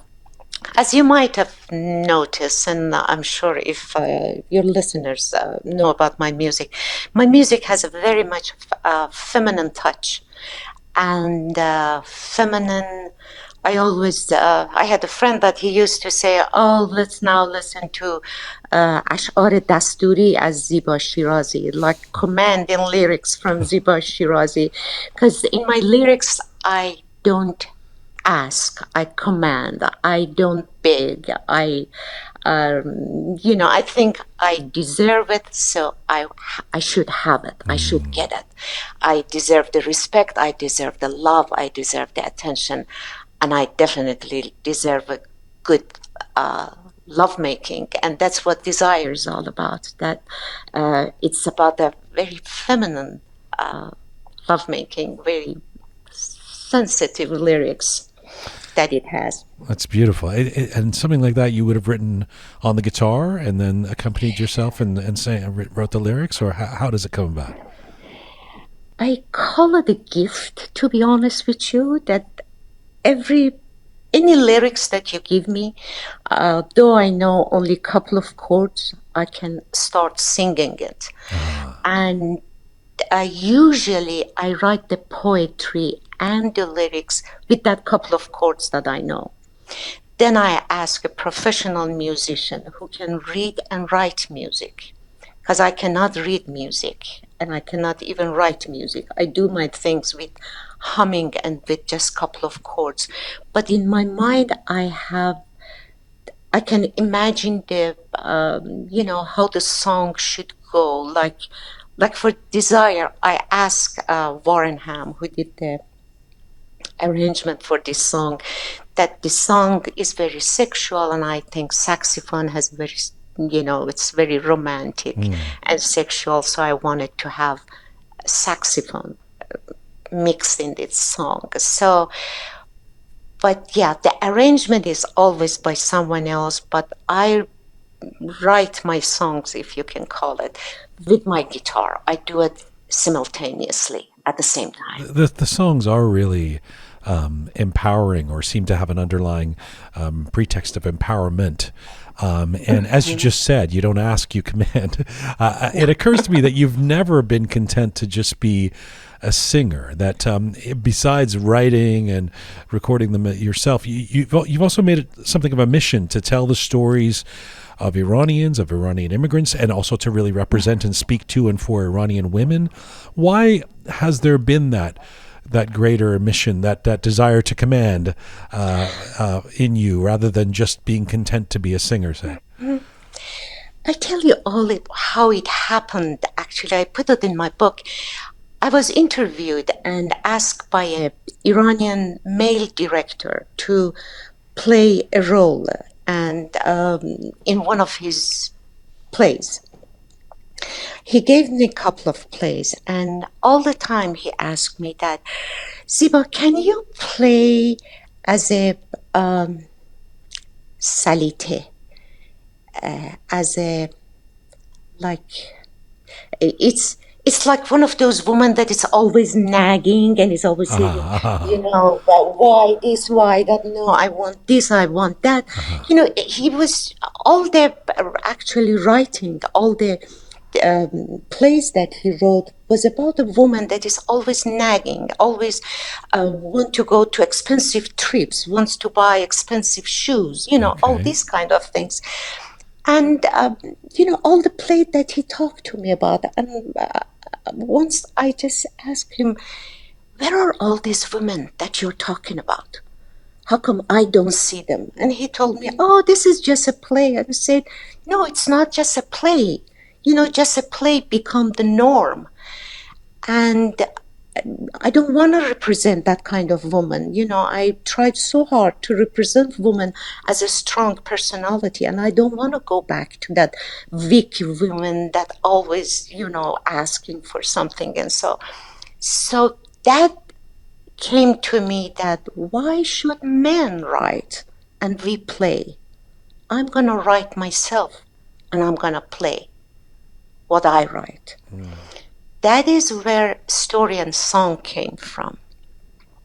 So I talked with a friend that she was a psychologist, and we thought, what should we write about? Because we have seen so many different lives in Iranian society here in Los Angeles and other places that we have seen. So we came to the story of immigrants. She couldn't, follow the project, but I did follow the project, and I followed the project to the point that I made it my thesis. So I went door to door and asked people about their story, which only I asked 2 questions, and they came up with 2.5 hours of a story. Sorry, did you literally go door to door? Like you went to strangers and strangers, Iranian strangers? Yes, I made a call to them and say, you want to share your story. And interestingly enough, I have to say, Jian, that at the beginning they wanted to be anonymous. Later on, they wanted to come up on the stage and let everybody knows that so that this is me, this was my story.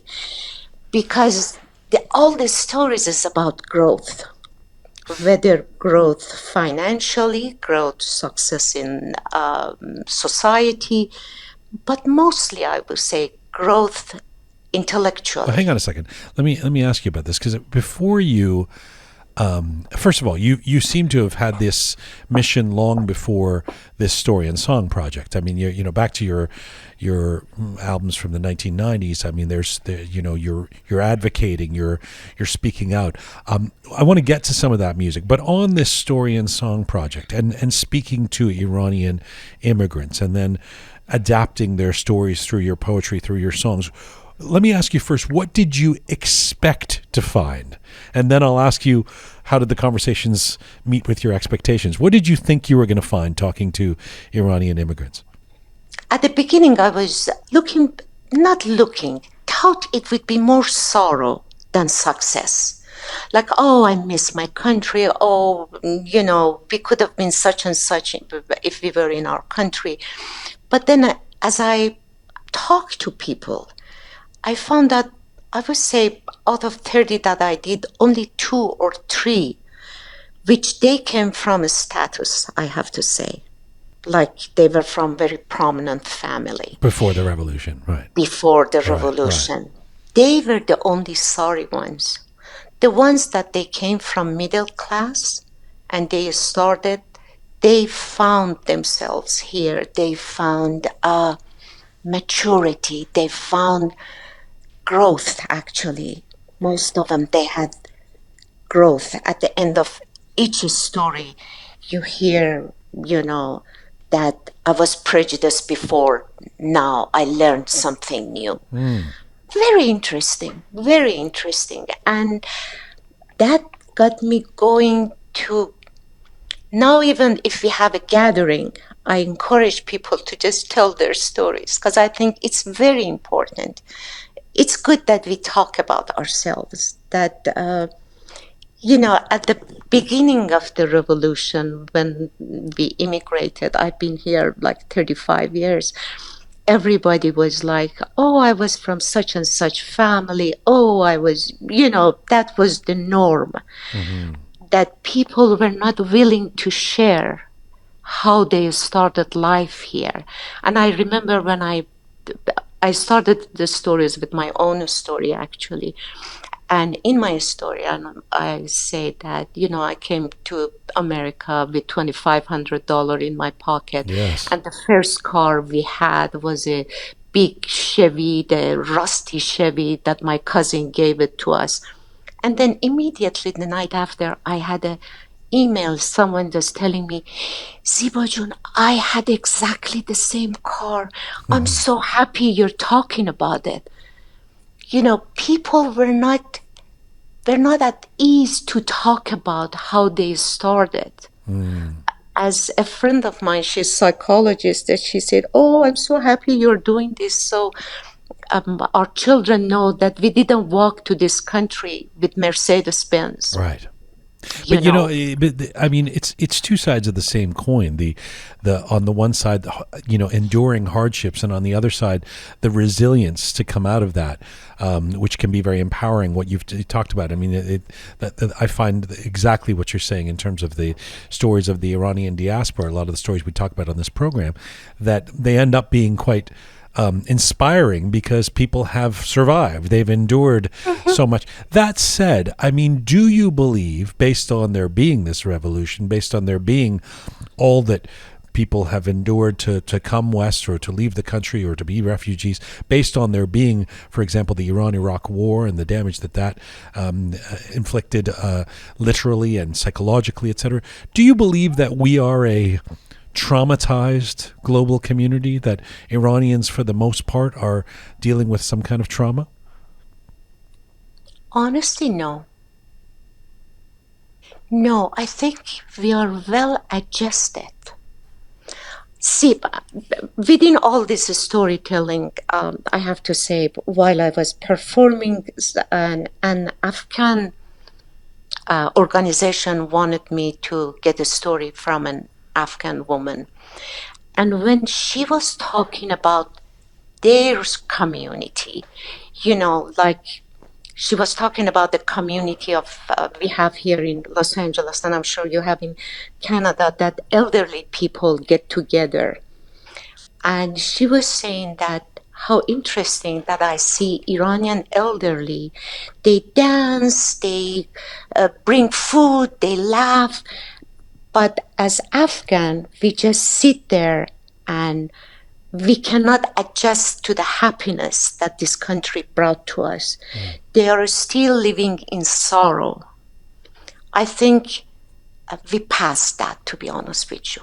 Or from what I see around myself, we passed that. We are adjusted. It has been more than 40 years.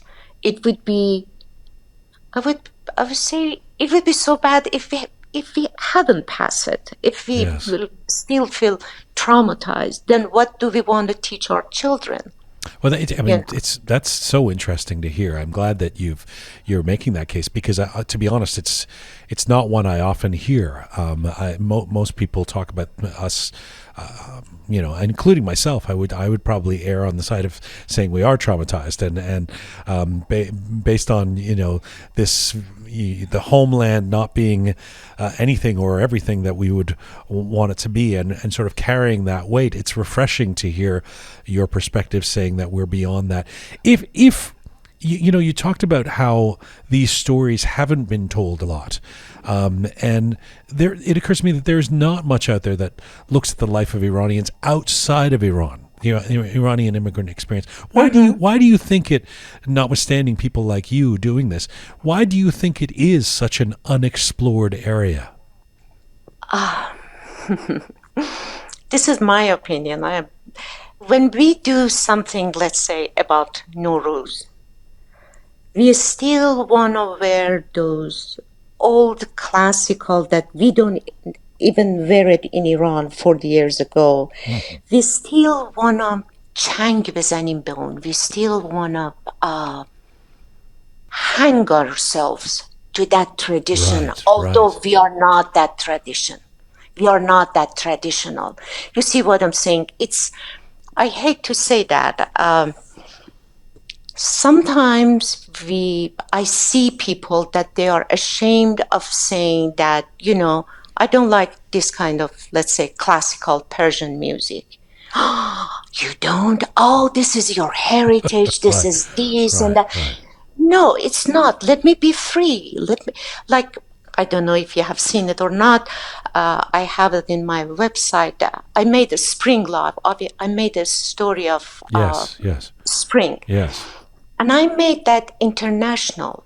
I made that with wearing regular dress, having on a stage a guitar player close to a tar player and a saxophone player, because we are mixed. This is what we are now. This is what our children have to get used to it. It's so interesting you should be saying this. When Shahjarian died last year, mm-hmm. and there was that outpouring, an iconoclastic sort of acquaintance of mine said, but how many of these people actually were going home and listening to Shahjarian? Like it's this feeling, not to take anything away from the Ostad, but it's this feeling of presenting errors, like we have to be liking this stuff, or we're somehow not good Persians or something. It resonates with what you're saying. I understand. I love jazz. We constantly listen to jazz, go to jazz concert, go to different plays. And so, we explore. And that is how you learn. I have to tell you something, Jian. When I was doing my first album, my second album, Zananeha, mm-hmm. which I'm doing it with piano, and I did it with piano and guitar, piano and flute. I remember I was going, that was in 1998.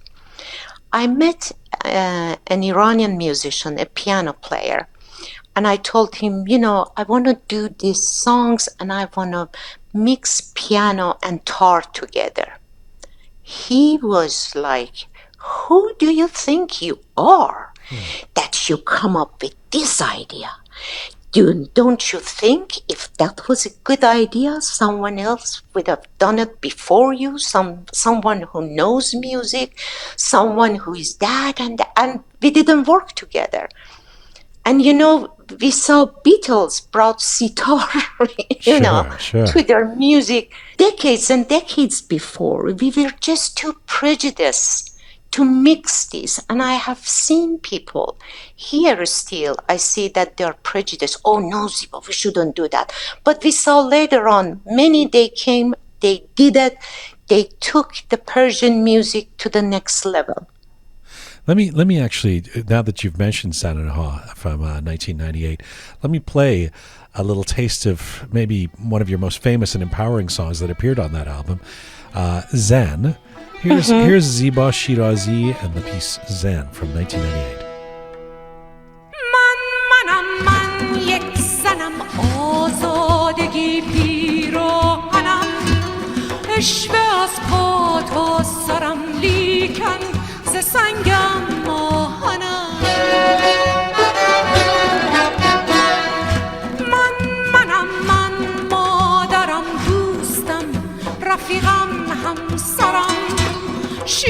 جانت ز من چادر مینداز بر سرم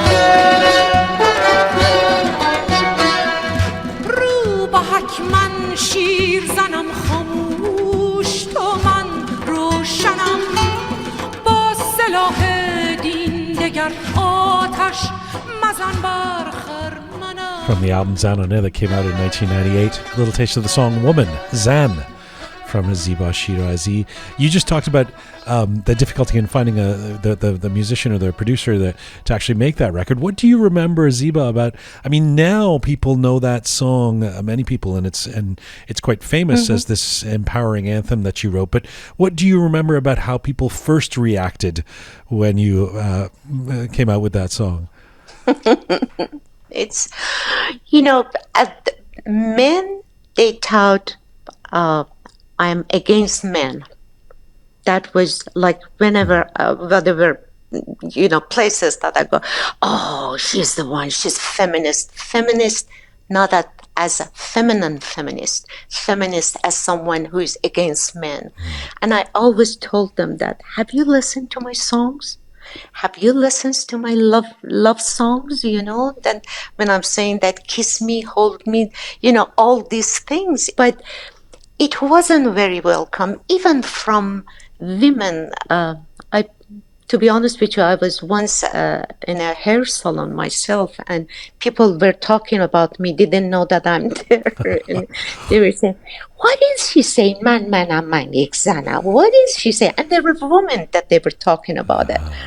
And I had women that actually called me and telling me that years before, when I was younger and you were singing all this, I didn't like you at all.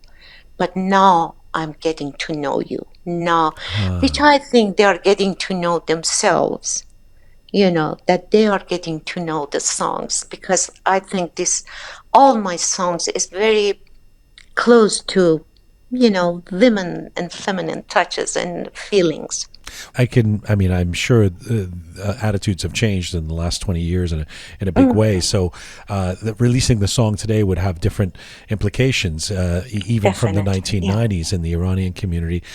Tell me a little bit about how you came to be this person. I mean, growing up in Iran, as I understand it, you always wanted to sing when you were a kid.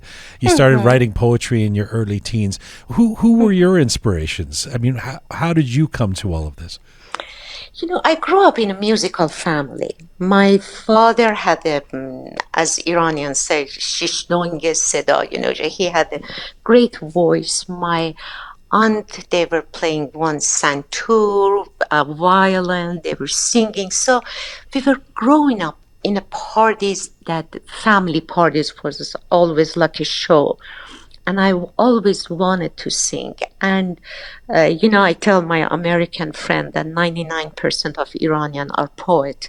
We all write poetry, it's so familiar to all of us. So at the beginning of the revolution, actually, my leg got broken in a ski trip.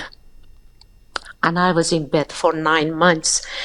And I couldn't do much, so I thought, why not learn how to play guitar? Which, to be honest, my teacher told me that, your fingers are too short, it's not good for guitar, but your brother's finger is good if he wants to play. So he wasn't very encouraging, but I had a friend, thank God, that he played a couple of chords, and we used to sing in parties together. So I learned those couple of chords, and I started to put music in my own, poetry and lyrics that I wrote. So I started to sing in Iran in our parties together. You come to America in 1985, as you say, with your sister, and you have that only $2,500 to sort of make a go of it.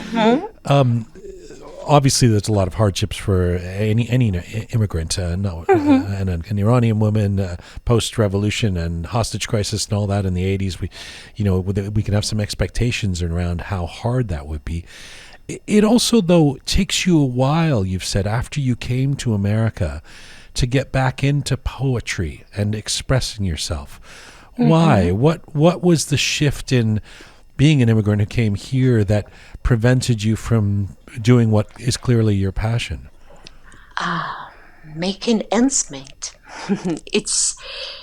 It was always struggling at the time. You know, you're homesick, coming out from a family that you're always surrounded with love, with comfort. I don't want to say luxury, but comfort. We had a comfortable life in Iran. And then we came here with my sister, no green card, no work permit, looking for any kind of job. We came to Houston at first, and we were famous for two sisters that they know everything, because we knew a little bit of accounting, a little bit of secretarial job, you know, typing. So it really wasn't time to sit and write. Writing needs time. Writing needs, I don't want to say comfort, but not at least living without worriness.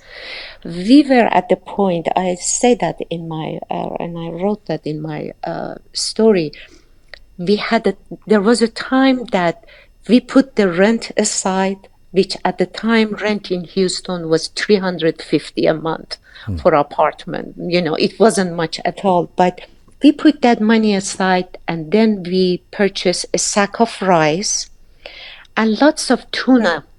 Tuna fish. A diet of rice and tuna. Exactly. Yeah. You know, for the time that if we couldn't find job, if we couldn't, you know, support ourselves, so at least we had the rent and we had something to eat.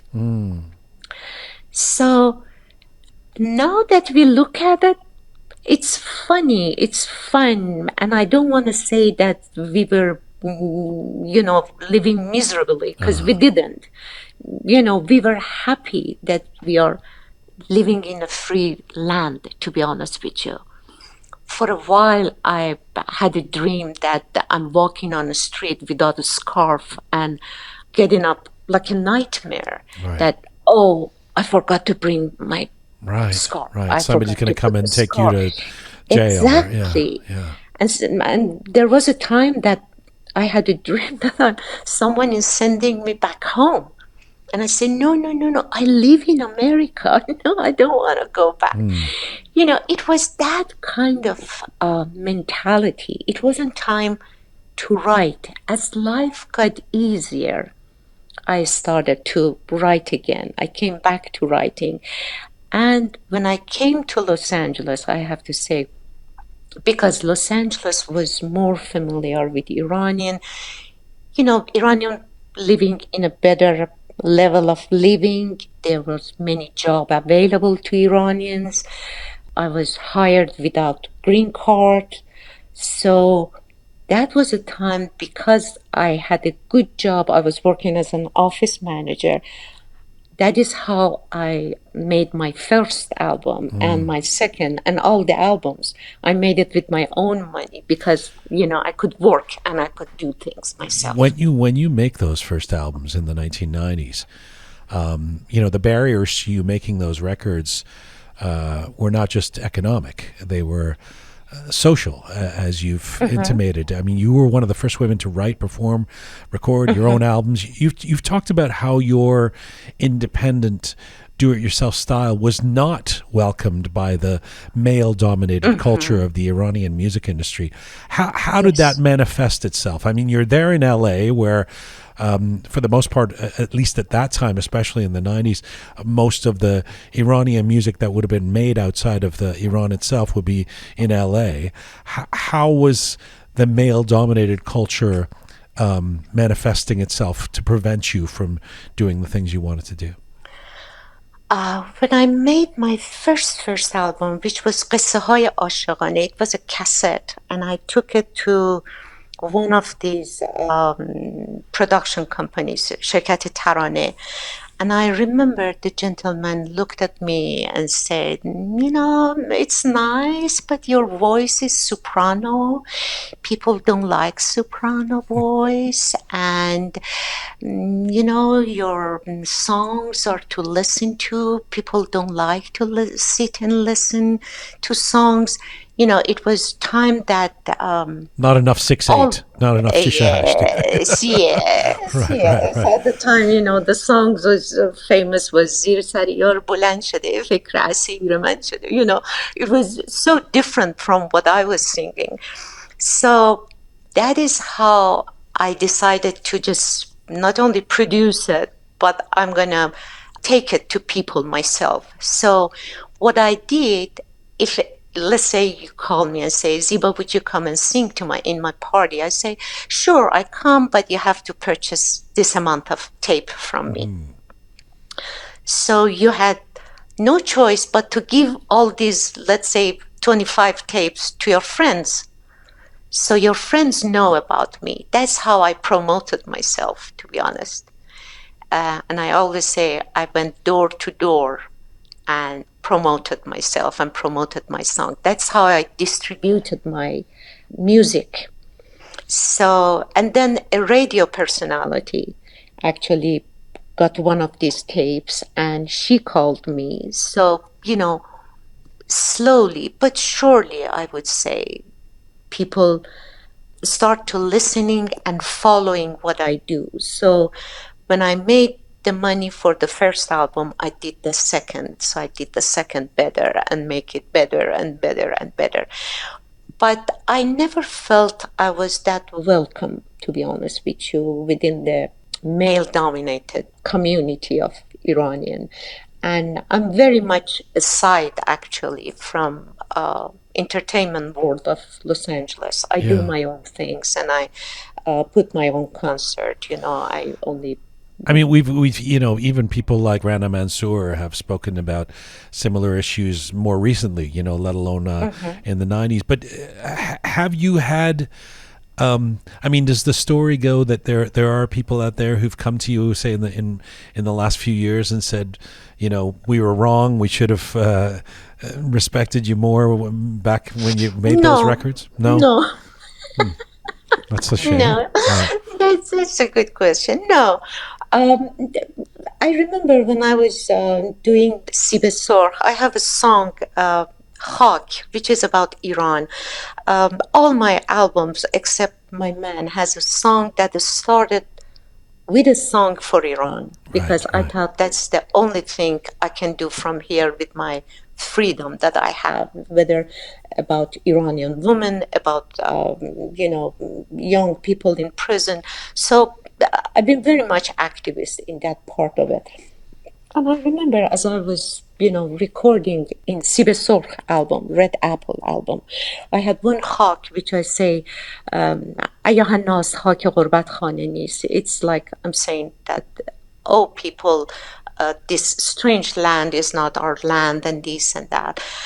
And then I have another love songs at the end that I'm saying that it's named Safar. Nakone kebi hawa beri. It's saying that, oh, I hope you just don't leave without saying goodbye, without hugging me and holding me and kissing me. And I remember a very famous poet at the time came and listened to it and said, you should forget about singing about Iran and things. You just sing about these things that hold me, touch me, kiss me. That's good enough for you. And I just look at him, But that was the personality. And I still think that is the personality. Do you think that would be different if you were a man? Oh, definitely. Definitely. Like, in other words, because you're a woman, there's an expectation that you should be writing a certain kind of... the same gentleman, right, 4 or 5 years after I wrote my song, Zan, wrote a song, Zan, which one of the pop singer sang it. And I remember exactly he came to the radio and said, we thought now is time to write about women. Oh, right, thank you, right. After, these years. No, I think we still have way to go, Jian. We still have way to go. In the course of that, you end up making quite a few records until 2011. What kept you going? I was working. I was making my own money. So as a friend of mine saying, some people use their money on car, on jewelry, on drugs. I used it on recording. And Music is your drug. yes, yes, that's how I made it. And then I have to say, in 2000, actually in 2009, I quit my job and started going to school and doing all my things. And that is why my last album, Mardeman, My Man, I made it live. I made it in a very small studio that I, sold ticket in higher price to like 90 people only, that they came, they watched it live, and then we recorded it. Let me play another song of yours, and I want to play it from that record, that last album from 2011 called My Man. And this is a song that may be familiar to many in our audience. It is the title track from that record, The Man, My Man. Take a listen to this. This is Ziba Shirazi. من به دنبال یه مردم 55 سال به بالا که بشماره اما سنش از 60 نره بالا نه بلند نه خیلی کوتاه خوشقد و قواره باشه جورج کلونی نه ولی خب کمی خوش قیافه باشه. I love that this song messes with traditional notions of Iranians finding a hot, young, materially successful guy. You say you're looking for a guy in his late 50s who's divorced, isn't particularly rich, has his ups and downs, doesn't want kids, doesn't really look like George Clooney. What did you want to get at with this lyric? Let me first tell you this, that when I had these songs out, one of my fans, a gentleman from, young gentleman, sent me a note saying, "Oh, Ziba, this is too much now. You are getting too much now. If my mom listens to this," and I say, welcome to 21st century. Right, It's time to choose. Mardeman, I've been not dating a gentleman for the last 22 years. And actually he had his education in France and everything. So once he told me that, a French singer sang a song that everything that she says, it goes with me, and I want to go to France. And I'm this, we were laughing about it. And then he transcribed the song for me. Although her song was very, very serious, beautiful song. To be honest, I forgot her name, but it's a beautiful song, and it's saying about the man that she's looking for. And so I had a concert in San Jose. Without telling my man, I wrote these songs. I practiced it with my music director, Jose Miguel Yamal, and we played that song for the first time when he was there. And I have to say, many of the things that I say in these songs is the qualities that he has. Wow. And people are telling me that, oh, you just had Shaheen sit in there and write these songs. But I didn't know there was an actual man to your man. That's so interesting. Yes, but now both our ages is more than 55 and 60. So. That's okay. But when there's some great live recordings of you on YouTube doing this song, and the crowd is laughing and loving it. But there's also you can feel that it's resonating for a lot of the women in the crowd. What kind of reaction have you received from women about this song, or for men for that matter? Once I remember I was in a private setting performing these songs, and the gentleman said, "If you ever find such a man, even I'm going to marry." But quite Really? Because I find it quite liberating. It's okay. Oh, thank God we don't have to be a doctor, and we don't have to, have all these things that we don't look like George Clooney. I mean, it's kind of letting men off the hook to a certain extent for the Iranian Thank expectations. you for saying that, Jian, because you know how many times I see the reaction. Who do you think she is that she wants such a man? I mean, is it too much to ask for a man that is not married, and it's already divorced? I mean, it's just simple things. And I always, write it down that, I reply to them. Is it too much to ask for someone that has some common sense? That has, but I still wanted you to know that how the male society is thinking about this song. That is still, this is too much of a man, too good to be true of a man, that you must be very special to ask for such a man. You're so it's clear you're quite prolific. You have a facility for writing your poetry, your songs. You've stopped recording albums. You from what I understand, you do a lot of ghostwriting now. You write for other people. Is that as rewarding as putting out your own records?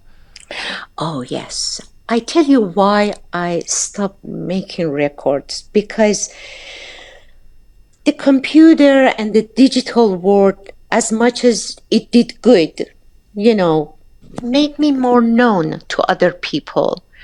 But it didn't have any financial, I didn't get anything back financially.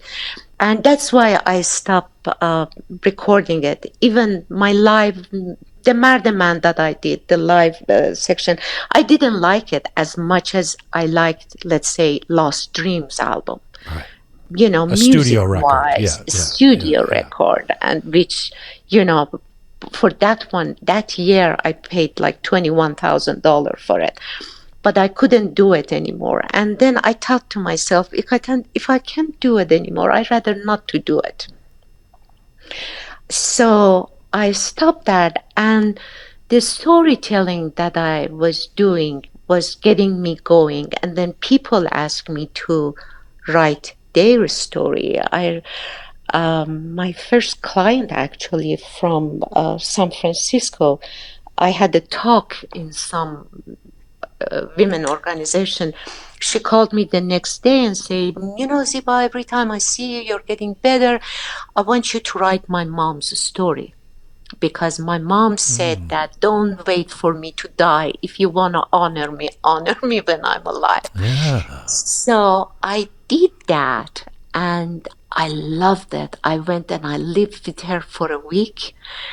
I recorded her voice like for 25 hours. And then I performed her, actually. I wore one of her dresses that she had. They were from very prominent family of Iran. So I wore one of her dresses, and I performed her as her while she was watching me. And I saw the reaction, not only for her, for the family, the appreciation. So I thought, this is the one. This is what I should do. Because I don't have to be worried about selling tickets, worry about spending. Yeah. And you're in a unique position that you are somebody who can do this. And you bring that personalized touch. I mean, it's very actually 21st century to be doing that. A lot of what artistry is these days is more one-to-one focused, in connecting with people. And so it's quite beautiful that you do that. How do people find out that they can get you to do this?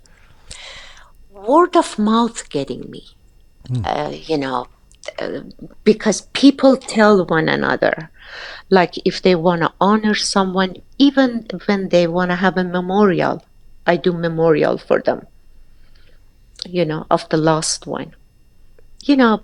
Usually when we lose someone, everybody comes and say that, we all gonna die someday, be good together. But what I do, I perform that person's life for the people. So people know who that person really was, what he liked, what he didn't like, what his friend thought about him. And another thing I do, I make a book for them. It's like a family coffee table book, I would say, with their pictures, with the family reunions. It's such a wonderful thing. For me, it's like, because each project usually takes about 2 to 3 months. For me, it's like living it with the family. Wow. It's beautiful. It's so joyful, so joyful. I enjoy it very much, especially when I see people's reaction towards it, when I see the effect of it on people. It's also a way that you've found to you make a living through your artistry. And one of the things that, before I let you go, we talk about a fair bit on this program, as it just seems to come up, especially in talking to creative Iranians, artists of different stripes and different types. That unfortunately, Iranian culture, for a number of reasons, which we don't need to get into right this second, does not value being an artist, being a creative person as something of great status. It's a kind of a joke that we tell about a doctor or engineer, but that is the reality. What do you say? What would you say to a 19-year-old woman listening to this, whether they're in Iran or outside of it, an immigrant, somebody of Iranian descent, who wants to be an artist and is facing the pressures of parental or otherwise of that not being the quote-unquote wise career choice? What's your best advice to young women today? Support yourself first, and then work on your artistry. Make the money and spend the money on your art, because people are not going to spend their money on you to make that art, although they encourage you. And so, I had an email from someone that, we women in Iran, we don't have a voice, we cannot sing, and this and that. And I said, don't you think that if you come to America, it will be easy for you to sing? It's not.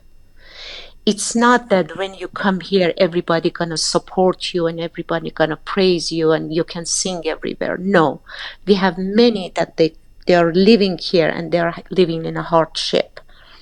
For me, I could do it because I was working, because I wasn't depending on someone else to, do my album, to make an album for me. And I was the first Iranian woman actually who wrote her own songs and produced her own songs and did a different thing. It wasn't easy, and it never did become easy. I tell you, Jian, it's not that now it's easy. Now it's easy because people know me. I get paid in advance to do such a thing for them. But at the time that I had that passion to be on a stage and to do things, to write songs, nobody was there. And it wasn't an easy life, I should say. Many, many disappointing moments that comes. So my advice to young generation, whether man or woman, young girls or young boys, don't think it's easy, and don't think you can make a living out of just being a singer, as do what you like to do. Life is not that easy. Sage words, albeit difficult ones. Ziba Shirazi, it's been such a pleasure. I thank you for taking the time. I thank you for your words of wisdom and for the music you've created and that you continue to create. And I hope to see you performing live still, and hopefully you'll get up to Canada, or we'll see you before too long. Hope so. It was wonderful talking to you. Thank you so much for this great opportunity. Thank you. Merci. Khudafiz. Merci. Khuda nigahdar. Bye. Iranian-American singer, songwriter, and storyteller Ziba Shirazi. We reached Ziba in Los Angeles, California today. And that is full time for Roqe. Thank you, Shaya. Our website, roqemedia.com, is where you can find all things roqemedia.com, including where you can go to support us and become a patron. Thanks to the amazing team who put this show together: Savvy, Rohan, talented Anahita, Panta, the artist, the fabulous Kian, Super Padisa, Ahai Mehtad, Captain Reza, and Groovy Shaya. Thank you to all of you out there supporting us and sharing our content. Please subscribe on any of our platforms if you haven't done so already, or you can subscribe on all of them. You can find me on Instagram at Jian Ghomeshi, and you can find Dance of Damovan, our song, at our website, roqemedia.com. Thanks again for listening. See you Thursday with the contemporary history of Iran and Khomeinism. Mizun Bashi.